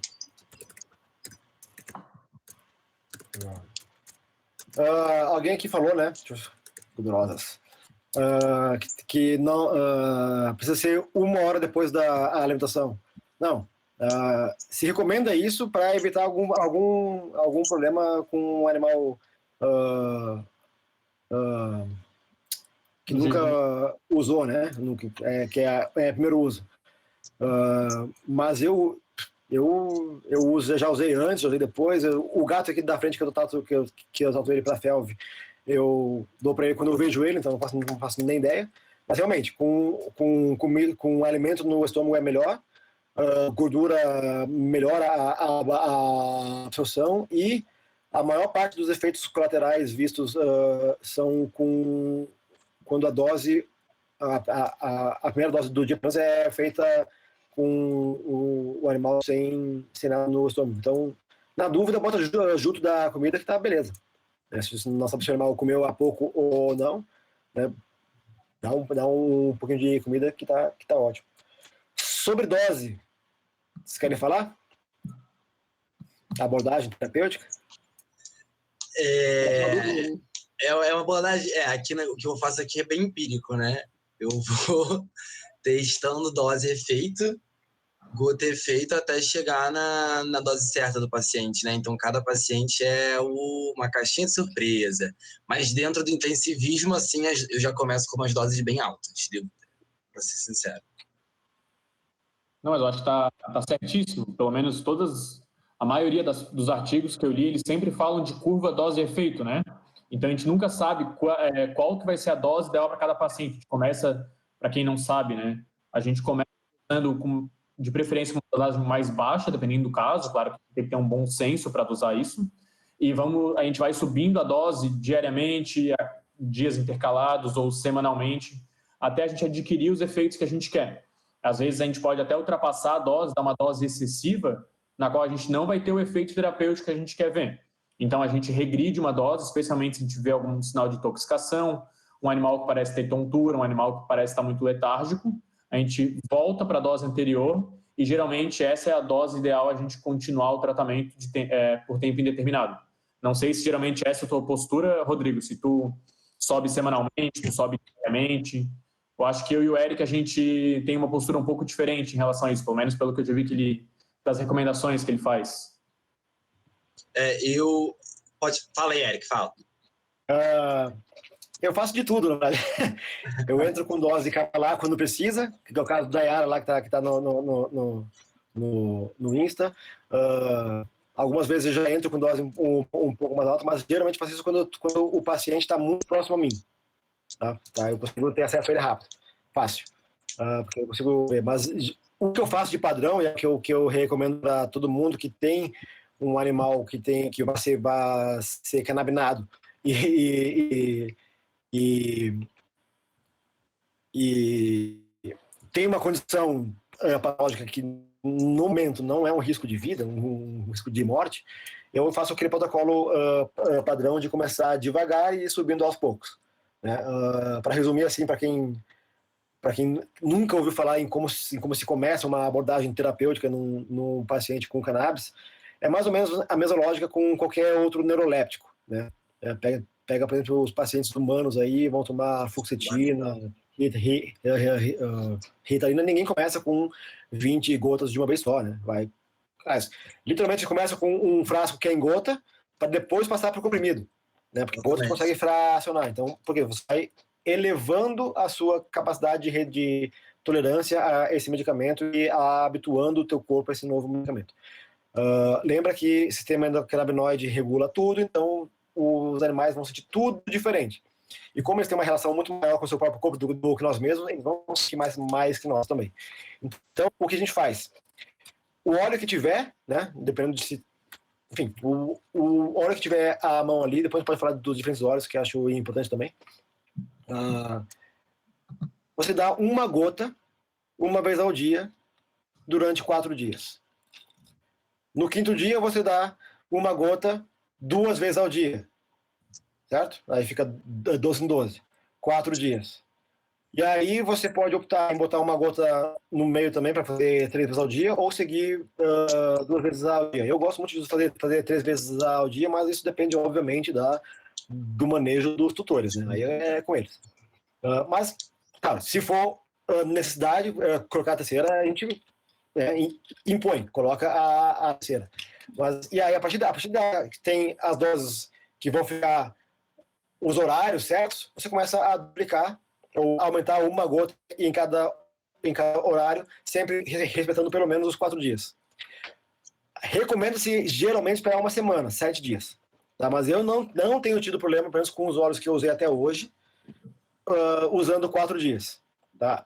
Em alguns casos, em que, por exemplo, é um paciente oncológico já descompensado e tudo mais, você começa com uma gota um dia só para ver a reação, mas já começa a escalonar rapidinho. Por exemplo, já comecei uma gota em um dia, no segundo já uma gota de manhã e 2 à noite, na terceira eu estava com 4 e 4, já, no terceiro dia, né? Já vai subindo, para já começar a fazer efeito e trazer o animal de volta. Eu faço. É isso que é a mistura dos dois. Eu faço. Cada animal vai ter a sua dose, né? Isso aí é importante. A gente vai subindo essas doses por 2 razões. Primeiro, para o animal não estranhar, né? E não ter um efeito adverso que vai fazer desistir do tratamento, porque vai, como diz, vai queimar o produto, né? Porque vai assustar e a pessoa vai se retirar daquela vontade de continuar. Mas principalmente para achar a dose mais ajustada para aquele animal específico. Tá? É raro a gente ter animais que vão ter exatamente a mesma dose, mesmo eles sendo idênticos, e não tem muito essa relação de peso, tamanho e dose. Tá? Já tratei com fins de comportamento, não fui eu, não, foi um amigo que me contou essa, com vacas holandesas de 500 quilos com 5 gotas cada uma. Tá? Então, funcionou para tirar a dominância e aqui foi muito bom. Animais enormes também, com 70 quilos, tendo efeito com 2 gotas, 2 vezes ao dia, enquanto um chihuahua está em 10 gotas do mesmo óleo. Tá? Então, assim, é individualizada, e é por isso que a gente faz essa escalada de dose. E, para nossa sorte, com algum tempinho, assim, alguns dias de olho, o tutor já percebe as mudanças. Uhum. Tá? É uma terapia em que o animal mostra o caminho. Tá? Você errou, ele acusa. Tá demais, ele acusa. Tá de menos, ele mostra. E geralmente, quando a gente faz essa escalonada aos poucos, o que ele mostra é sutil. Mas você já percebe, tá, então isso aqui já não foi, então eu não vou a mais porque eu não quero ver ele mal. Né? Por isso que a gente não... Isso é perceptível. Tá? A ponto de que 100% do primeiro relato, de 100% dos tutores que já tiveram algum tipo de ajuda minha, né? A resposta deles não é sobre a doença em si. Não é sobre a dermatite, não é sobre o tumor, não é sobre a lesão, não é sobre nem as convulsões. É simplesmente relatar que alguma coisa aconteceu com aquele animal, que ele voltou a ser o que ele era antes dele ter aquela doença. Essa é a melhor frase. Isso eu acho fantástico. Isso é ótimo. Porque eu não me preocupo com doença. A doença não é problema. O problema são os efeitos que a doença causa. Então, a gente pode viver 90 anos com câncer. Se aquele câncer não trouxer nenhuma complicação fisiológica funcional para ti, qual é o problema desse câncer? Sinceramente. Né? Você tem uma doença lá que não está te dando nenhum problema, você vai viver 90 anos com ele. Beleza. Tá? O problema é os sintomas dela, começarem a vir a atrapalhar. Então, no momento em que o animal que estava numa condição de 5, 6 anos péssimo, por questão de dermatopatia, de alguma coisa assim, de repente, do nada, ele volta a comportamentos que ele tinha antes de estar doente, você já vê uma ponto, está no caminho certo. Porque o animal já está numa condição que ele sabe, por exemplo, que está com a patologia. Um caso clássico e que dá para ouvir relatos, né, do próprio paciente é o pessoal com dores em humanos, né? Humanos com dor, seja ele dor de quimioterapia, dor neuropática. Eles falam, a dor continua, eu sei que estou com dor, eu sinto a dor, né? Só que eu consigo ir trabalhar, eu consigo sair da cama e produzir, e ser alguém. Eu não consigo jogar bola, beleza, mas eu não preciso jogar bola, mas eu preciso voltar a fazer o meu trabalho. Pessoas de 50 anos que estavam aposentadas por invalidez, que não conseguiam ir ao trabalho, tá hoje tomando óleo e tá capinando, sabe? Então, tipo, isso, e mesmo que a doença não tenha começado a ter efeito, eu acho que a coisa principal. Porque tem alguns pacientes que realmente não têm resolução da doença, não cura, mas clinicamente o animal não aparenta nada. Ele vive a vida normal dele, e eu prefiro um animal doente vendo a vida dele normal do que um animal curado de cama, sabe? Que não se alimenta. Então são coisas, são talvez mudanças de percepção da rotina clínica, eu acho. Você olhar o animal mais como todo é bom, é uma mudança de volta ao que era antes, né? A medicina holística é isso há séculos, né? Não é ninguém que está inventando nada novo. Mas isso vem junto com aquela pergunta que eu fiz de como vocês fazem para ver se o animal é canabinável ou não, porque parece que a gente perdeu isso um pouco na medicina veterinária ou na medicina humana também, baseada em medicamentos alopáticos. A gente ficou muito preso a ter uma doença, eu tenho um medicamento, né? Uma doença, um medicamento, ou medicamento para doença. A gente raramente na clínica, na rotina, ela para e pensa, peraí, tem esse quadro clínico, qual é o fundo fisiopatológico dessa doença? Ele já vai direto no medicamento. É assim com antibiótico, é assim com anti-inflamatório, é assim com os neurolépticos, né, com os anticonvulsivos, enfim, é com tudo, com dor, né? Já tem lá o medicamento. Tá? Antibiótico, então, é um bom exemplo para isso, que às vezes usa-se porque é usando. Usa porque é da nova geração. Não fez um antibiótico, não fez nada, mas está usando. Então a gente tem essa... Porque a rotina clínica fica uma coisa muito automática e passou muito tempo sendo vendida como comércio, né? Como uma forma de... Então a gente introspectou isso na nossa prática e em vários casos no nosso ensino, e agora a gente tem que resgatar isso, né? Então a gente consegue ver o animal como animal, é fantástico. E assim, eu não tenho um relato ainda de que a primeira coisa que o tutor respondeu foi que o gato subiu no armário de novo. Alguma coisa assim. Tá? Então, eu acho isso fantástico, fantástico, fantástico.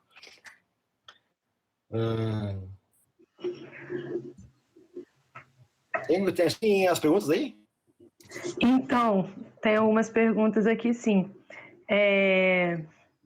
Só um minutinho. Então, eu vi que... Diga. Quer falar? Fala. Eu vi aqui que o Daniel perguntou se indica algum laboratório para análise desse óleo Full Spectrum. Quem faz análise no Brasil? Quem tem equipamento, né, para fazer análise? Virtualmente, qualquer unidade pública tem, porque tem laboratórios de química lá, eles conseguem fazer tendo os padrões, né? Teria que ver quais são as unidades que tem o padrão para amilóides. Só que tem um problema. universidades não podem pegar óleo de qualquer canto, tem que pegar óleo legalizado. Então tem que ser de alguém que tenha habeas corpus para o cultivo e a manufatura do óleo. Aí tudo bem. Aí dá para enviar para uma universidade. Se não me engano, a Abrace tem condições de analisar, só que aí a demanda delas eles são uma associação, né? Então eles não têm como atender todo mundo. E tem alguns laboratórios, um pessoal que faz por conta de óleos de anjos aí, mas sinceramente eu não tenho quantos deles, não sei quem são, mas tem como fazer. E você sabe, são essas formas aqui que tem para analisar, né? Não é tão simples assim também, né? Precisa de um HPLC, uma cromatografia, ou em alguns análise aí um ciclômetro de fluxo, que nem o João apresentou ali, enfim, são equipamentos de 150, 200, 300 mil reais aí, antes do dólar, isso no dólar pré-pandemia, depois não sei. Esse laboratório tinha lá nos Estados Unidos, o custo dele foi mais ou menos, pelo que falavam, né, uns 5 milhões de dólares. Por todo o fluxômetro? Não, todo o equipamento do laboratório, desde a pesquisa do PCR para salmonela, dos metais pesados, do pesticida, dos conteúdos dos canabinoides, né? Todos esses equipamentos valiam 5 milhões de dólares. Sim, sim, Tem mais uma pergunta. Universidades federais, galera. Apoiem as federais e se vai entrar daí que estamos tirando dinheiro. Por causa Justiça. Enfim, fica aqui o registro. A Fernanda perguntou também se existe apresentação em forma de pastilha ou só do óleo mesmo. Eu nunca vi pastilhas, pelo menos não dessa forma, como se fosse uma espécie de comprimido ou uma espécie de cápsula, mas eu acredito que a gente só não tenha por uma questão de mercado mesmo, tá? Pelo menos que assim, nos Estados Unidos eles manipulam de todas as formas. Tem pasta, tem pozinho, tem, no caso, não comprimido, seria tipo um biscoito, né, para o cachorro com CBD ou com THC. Então, acredito que eles só não tenham produzido, talvez por falta de mercado, porque a capacidade de produzir uma pastilha com o THC, o CBD ou os outros canabinoides instilada nela, eu acredito que seja possível. Os canabinoides são gorduras, tá? São lipídios, tá? Então, fazem parte de uma categoria de lipídios bioativos, né, chamado terpenofenóis. Então, tem os terpenos, tem os canabinoides e tudo mais. Lipídios têm uma facilidade de permeabilidade na membrana, né, alta. Então, a gente tem, classicamente, né, a via sublingual, né, nas mucosas, tem a absorção rápida, eficiente e evita a passagem pelo fígado, né? A transformação primária. A gente tem ingerida, né? Que você dá alguma coisa, ele ingere, e aí vai ter assim, aí demora mais o efeito, vai levar 1 hora a 1h30 a mais para começar a ter os efeitos, tá? Só que também vão durar muito mais tempo. Tá, por isso que é um saco quando pega um animal intoxicado por ingestão de, sei lá, de 1 quilo de maconha, porque vai demorar muito mais tempo, 8 a 12 horas o efeito, e vai passar pelo fígado, né, que vai potencializar também. Outra via muito boa, que eu acho que a veterinária pode explorar muito bem, é a via retal. A via com supositório. A absorção retal sublingual é muito parecida, né? E evita a passagem pelo fígado.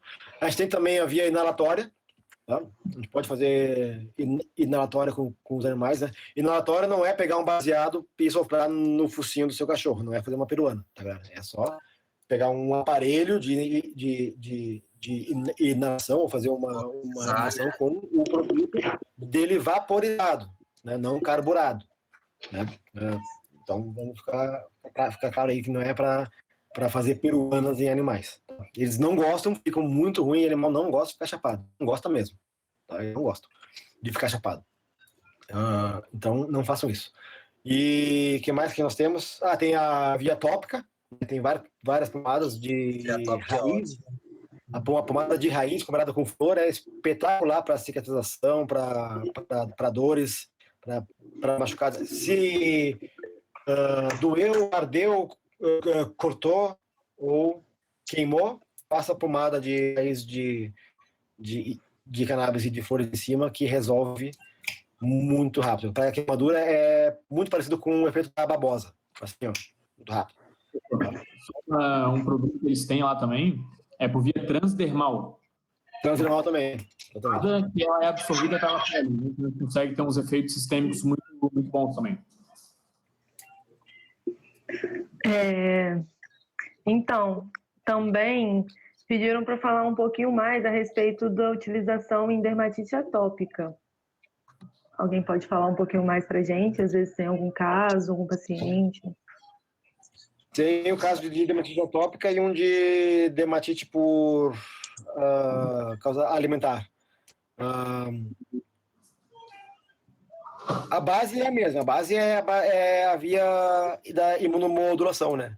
Qualquer que for a IT, tá? Qualquer que for a inflamação, vai ter o mesmo benefício do uso da cannabis, tá? Porque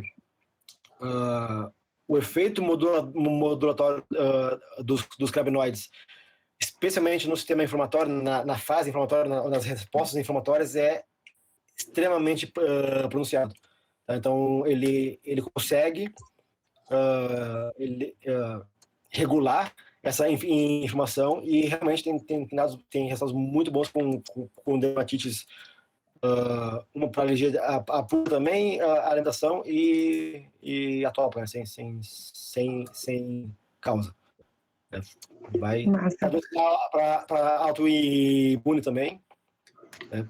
O João tem um caso interessante de lúpus aí, que está no começo, mas parece que está... Inclusive, a tutora dele estava participando. Tá aí? Ele estava vendo, né? Parabéns, hein? Ela tem uma nota 10. Massa. Dermatite atópica, nunca vi nenhum caso, na verdade. Nunca acompanhei. Tive um. Estão perguntando aqui também se já teve caso de paciente que não respondeu ao uso dos canabinoides. Eu ainda não tive.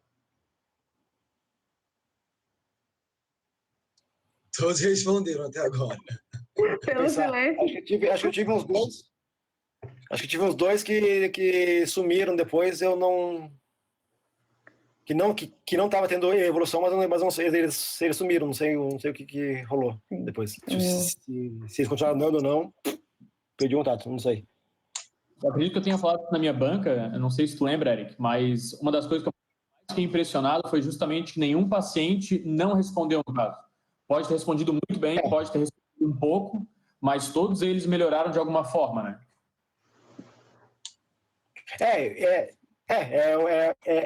O que eu faço, 100% me relataram que o animal voltou a ser o que ele era. Mas vários isso é uma coisa que tem acontecido muito, não sei se é comum isso na galera da rotina clínica aí, mas comigo aconteceu bastante no começo do ano passado, que um monte de gente me procurou para saber como fazer, eu dei umas orientações, começou a funcionar e nunca mais ouvi falar das pessoas.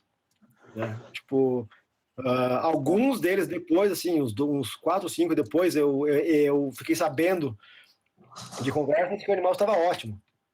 Estava ótimo, seguia dando óleo, né, como eu tinha regulado, eles mesmos estavam ajustando as doses por si só, estavam acompanhando o animal, e o animal estava bem.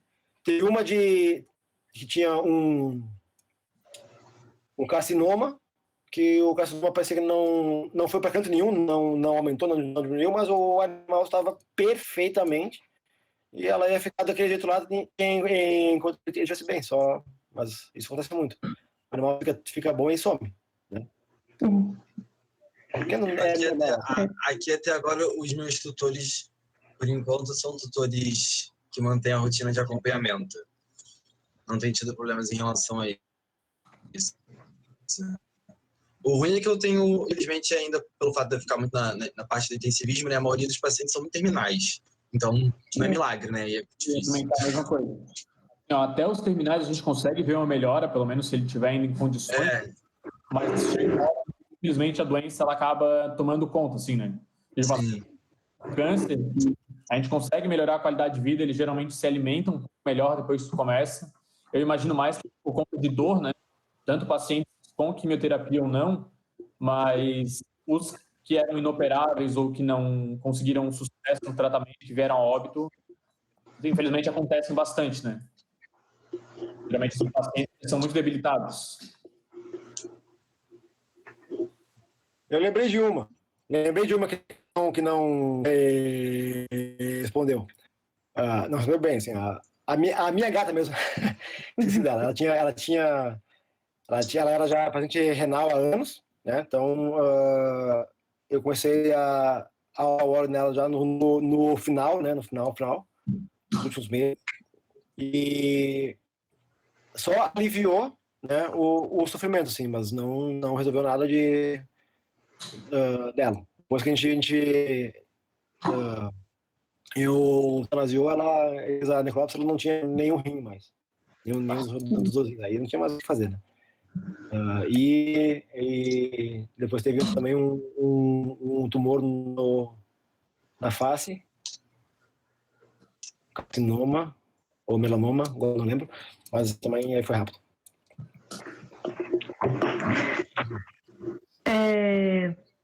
Então, eu acho que ficou mais agora a questão de valor, tipo, como que é para o proprietário o acesso, né? Tipo, é caro, já é mais acessível e é qualquer médico veterinário que pode prescrever isso, né, pro animal, ou precisa de algum curso igual o João tem, vocês têm?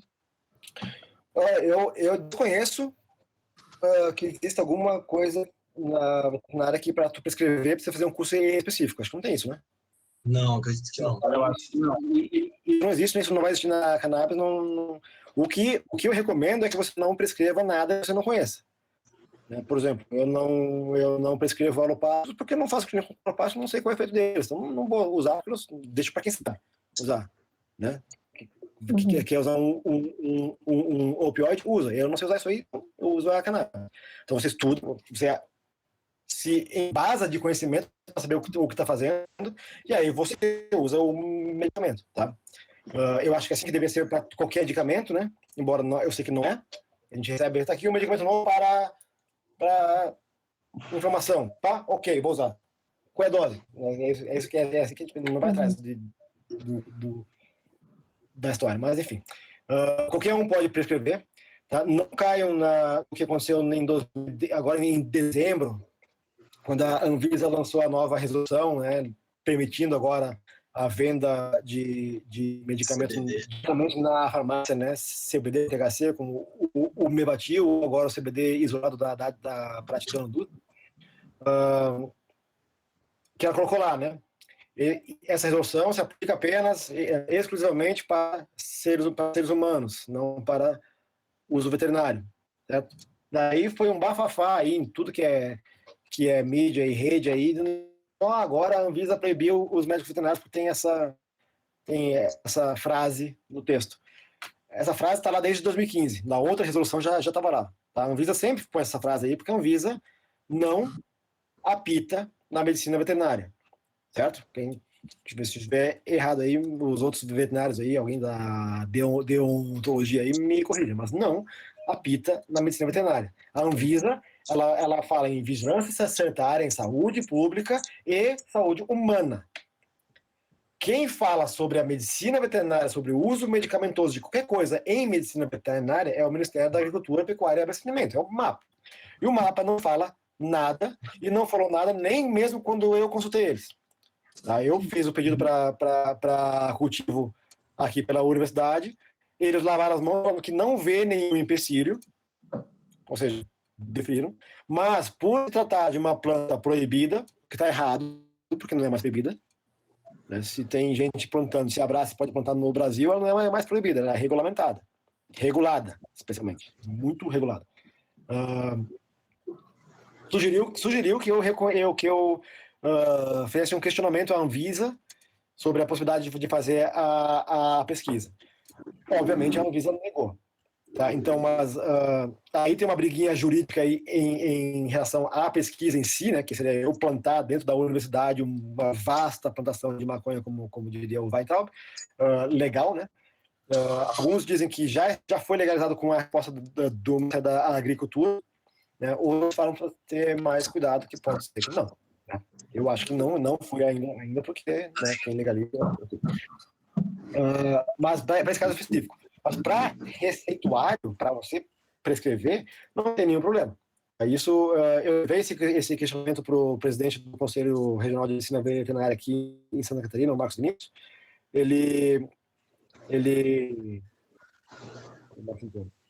Marcos, eu levei essa questão para ele sem ter nenhum conhecimento do que era. Ele e o advogado do Conselho Regional de Veterinária não enxergaram nada de que pudesse estar infringindo lei, mesmo a Anvisa dizendo que aquilo era para uso humano. Né? Porque se a gente for proibir veterinários de inscrever medicamentos para uso humano, o que a gente faz com o cardenal? Cardenal, codipirona, corticóide literal. 30% no número de medicamentos que a gente usa. Então isso é incabível, não tem como a Anvisa fazer isso, porque se ela fizer isso com base nisso, ela vai ter que tirar todos os outros também. Né? E não tem como fazer, porque as leis têm que ser, né, tem que ter equidade de lei. Então, sim, qualquer veterinário pode prescrever. Não sei se as farmácias vão aceitar você comprar lá um Mevatil com receita veterinária. E talvez a receita fique presa lá não seja aceita, mas enfim. Então a gente tem aí duas coisas. Tem o veterinário que pode prescrever e talvez um tutor que não tenha onde comprar. Tá? Que não vai ter... talvez na farmácia ou da farmácia ele não possa pegar por causa dessa questão de que a farmácia sim é regulada pela Anvisa, as vendas, né? Uhum. Mas aí tem a Abrace em João Pessoa, a associação Abrace em João Pessoa, que legalmente produz óleo de maconha no Brasil, e ela tem uma linha veterinária. E eu recomendo pegar mesmo a linha humana mesmo, que é melhor só ver se não está em óleo de uva. Porque eu acho mais potente. E usar nos animais, tá? Você pode pedir para lá ou uma receita do tutor, o tutor se cadastra na Abrace e ele compra diretamente da Abrace. Lembrando, a Abrace é uma associação, é gente que nem nós, assim, tal, então eles não tem como atender o Brasil inteiro, né? Então aí tem anjos espalhados pelo Brasil afora, que aí eu sugiro vocês darem a garimpada aí, porque eu não vou expor ninguém aqui, né?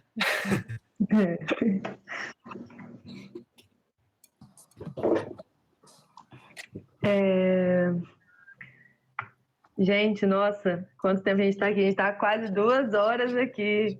Maravilha! E só para fechar, a última pergunta, quer dizer, não sei se vocês têm mais alguma coisa que vocês querem acrescentar, mas o Daniel perguntou a respeito se tem uma preferência na hora de escolher uma genética como matéria-prima do óleo e se uma genética high THC não seria mais interessante nessa rotina do Zamit. Essa é para vocês, Zamit. Boa pergunta. Agora foi. Na questão de genética para escolher óleo, né? O professor Eric até pode falar com mais cabeçada em relação a isso. Acredito eu, o que eu mais utilizo aqui os óleos que eu mais utilizo são óleos de Lemon Haze com Colômbia, especificamente. Então, são plantas equilibradas, que eu acho que o grande lance de você usar essa genética é você ter um equilíbrio entre os componentes, tendo em vista tudo que a gente já falou sobre a questão do sinergismo, a questão da atuação de todos juntos.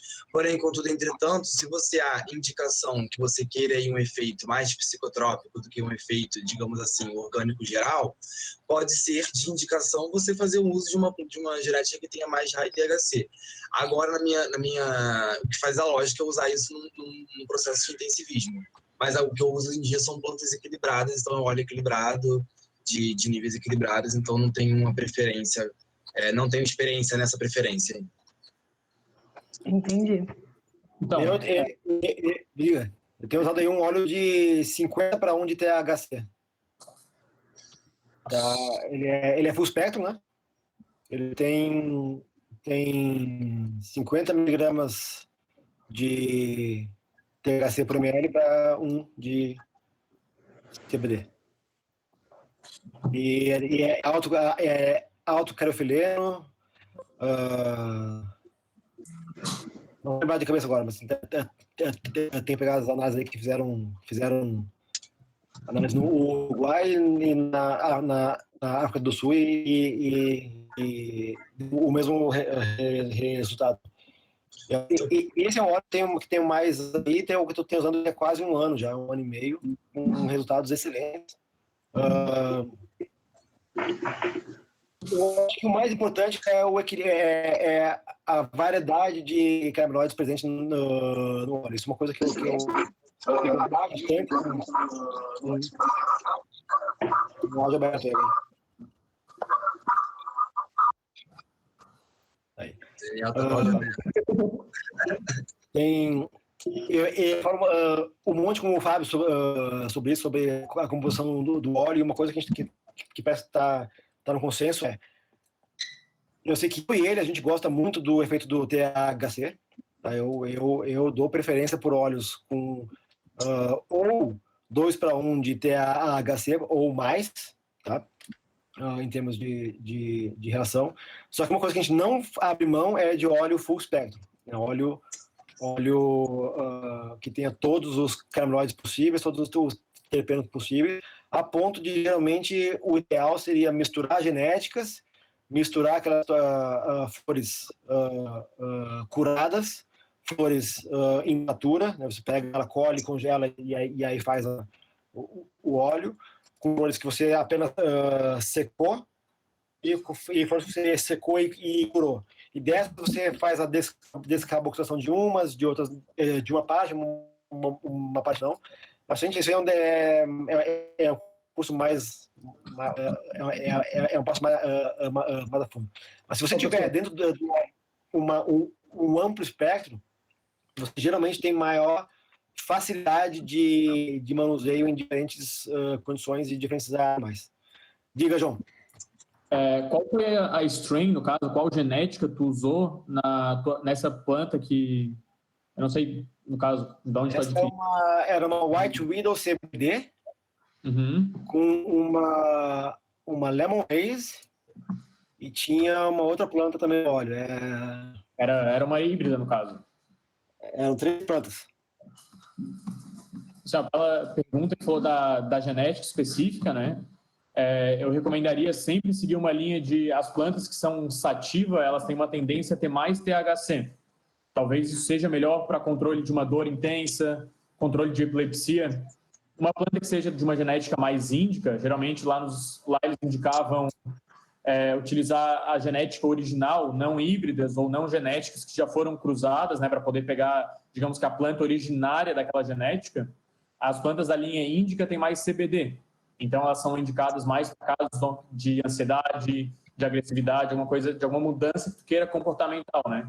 Embora alguma dessas linhas genéticas ainda tenha um THC, a linha que se segue é mais ou menos essa.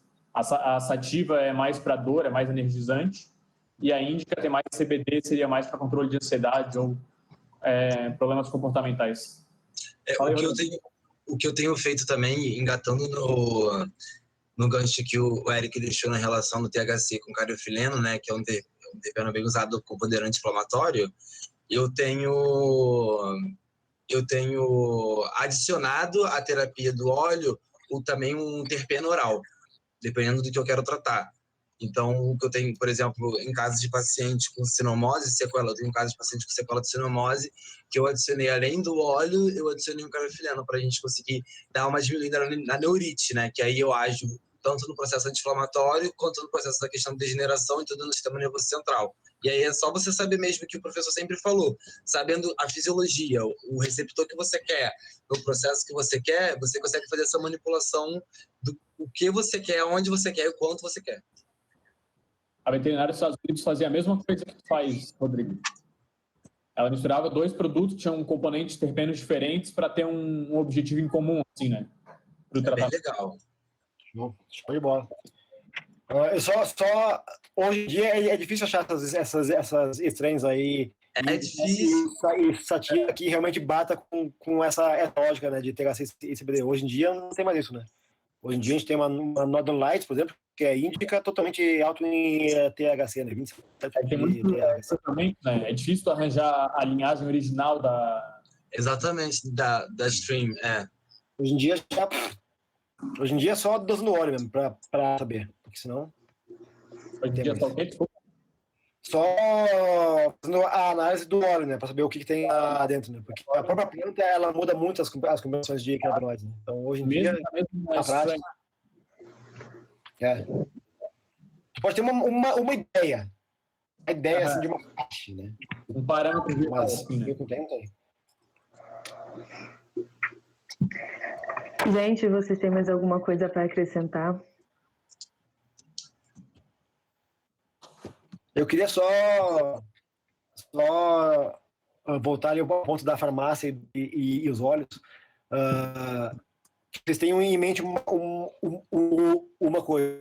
A gente tem uma diferença enorme entre tipos de óleos, tá? Especialmente, assim, para ficar simples, não só óleos com os cannabinoides isolados versus óleos com o full spectrum, né? O extrato completo.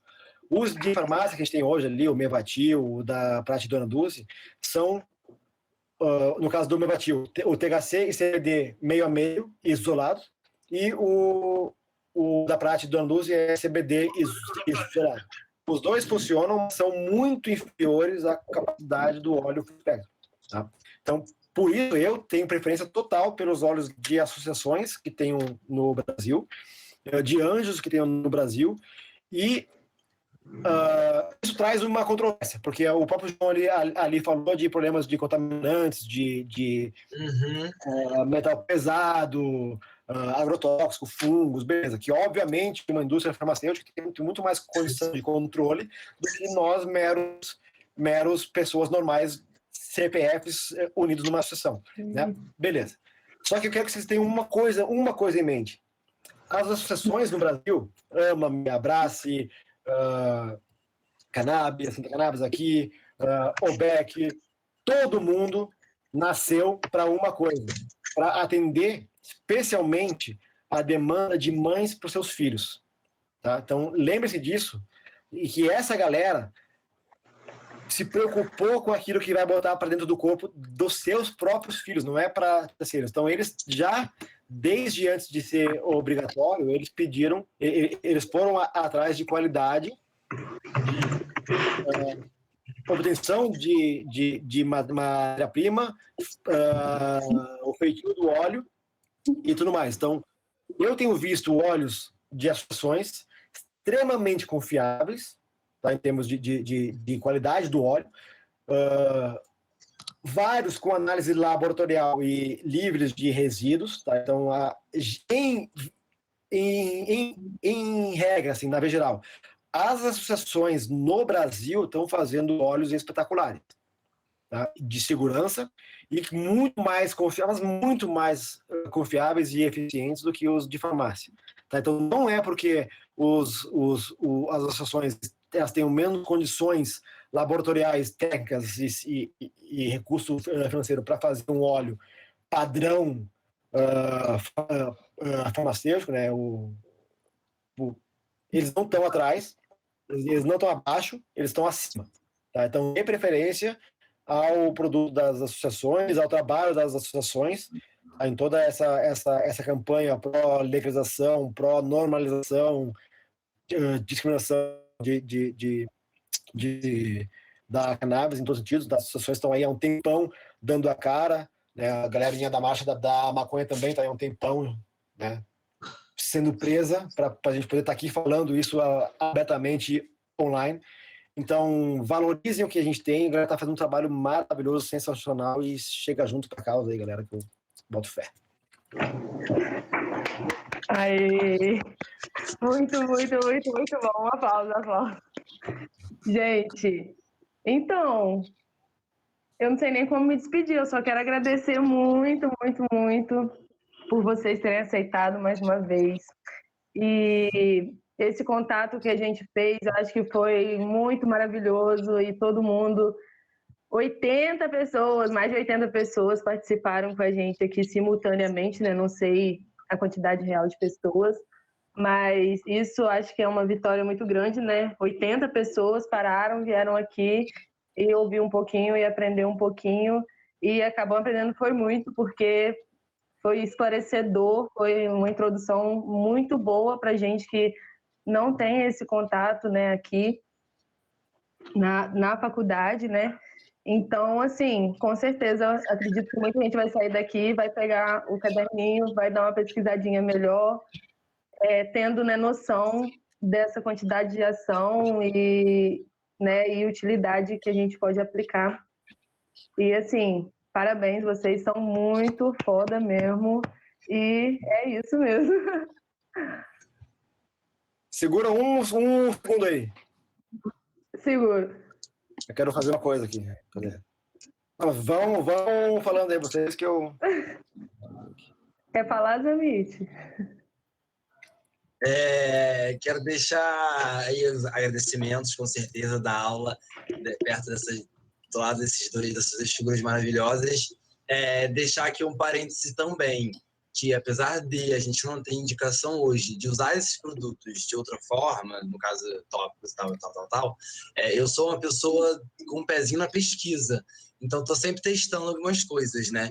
Então, assim, só deixar aí uma pulga atrás da orelha, que já vi uns casos de remissão de TVT com uso tópico do óleo no TVT.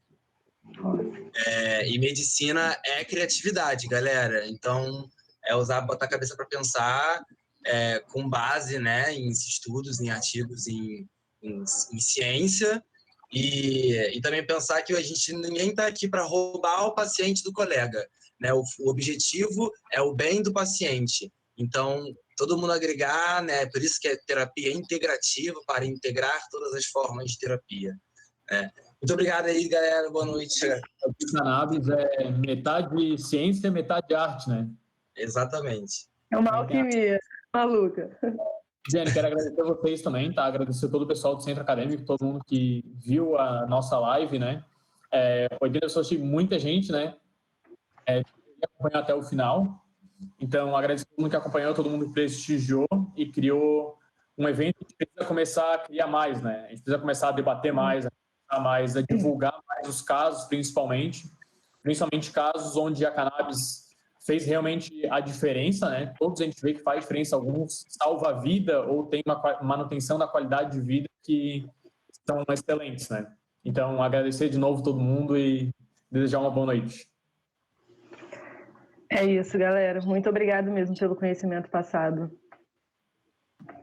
Eu mandei aí o link pro Drive no chat, que aí tem todos os PDFs que eu vou subindo lá. Né? Vocês têm meses aí para mergulhar. Tem todos os PDFs que eu tenho sobre ganja estão aí dentro.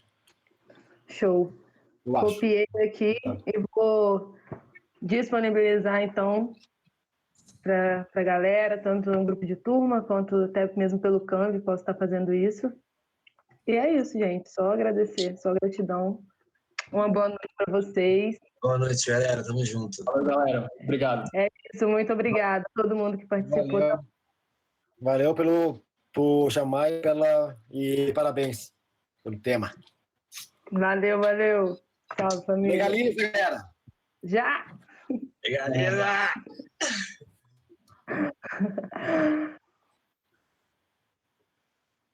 Amei.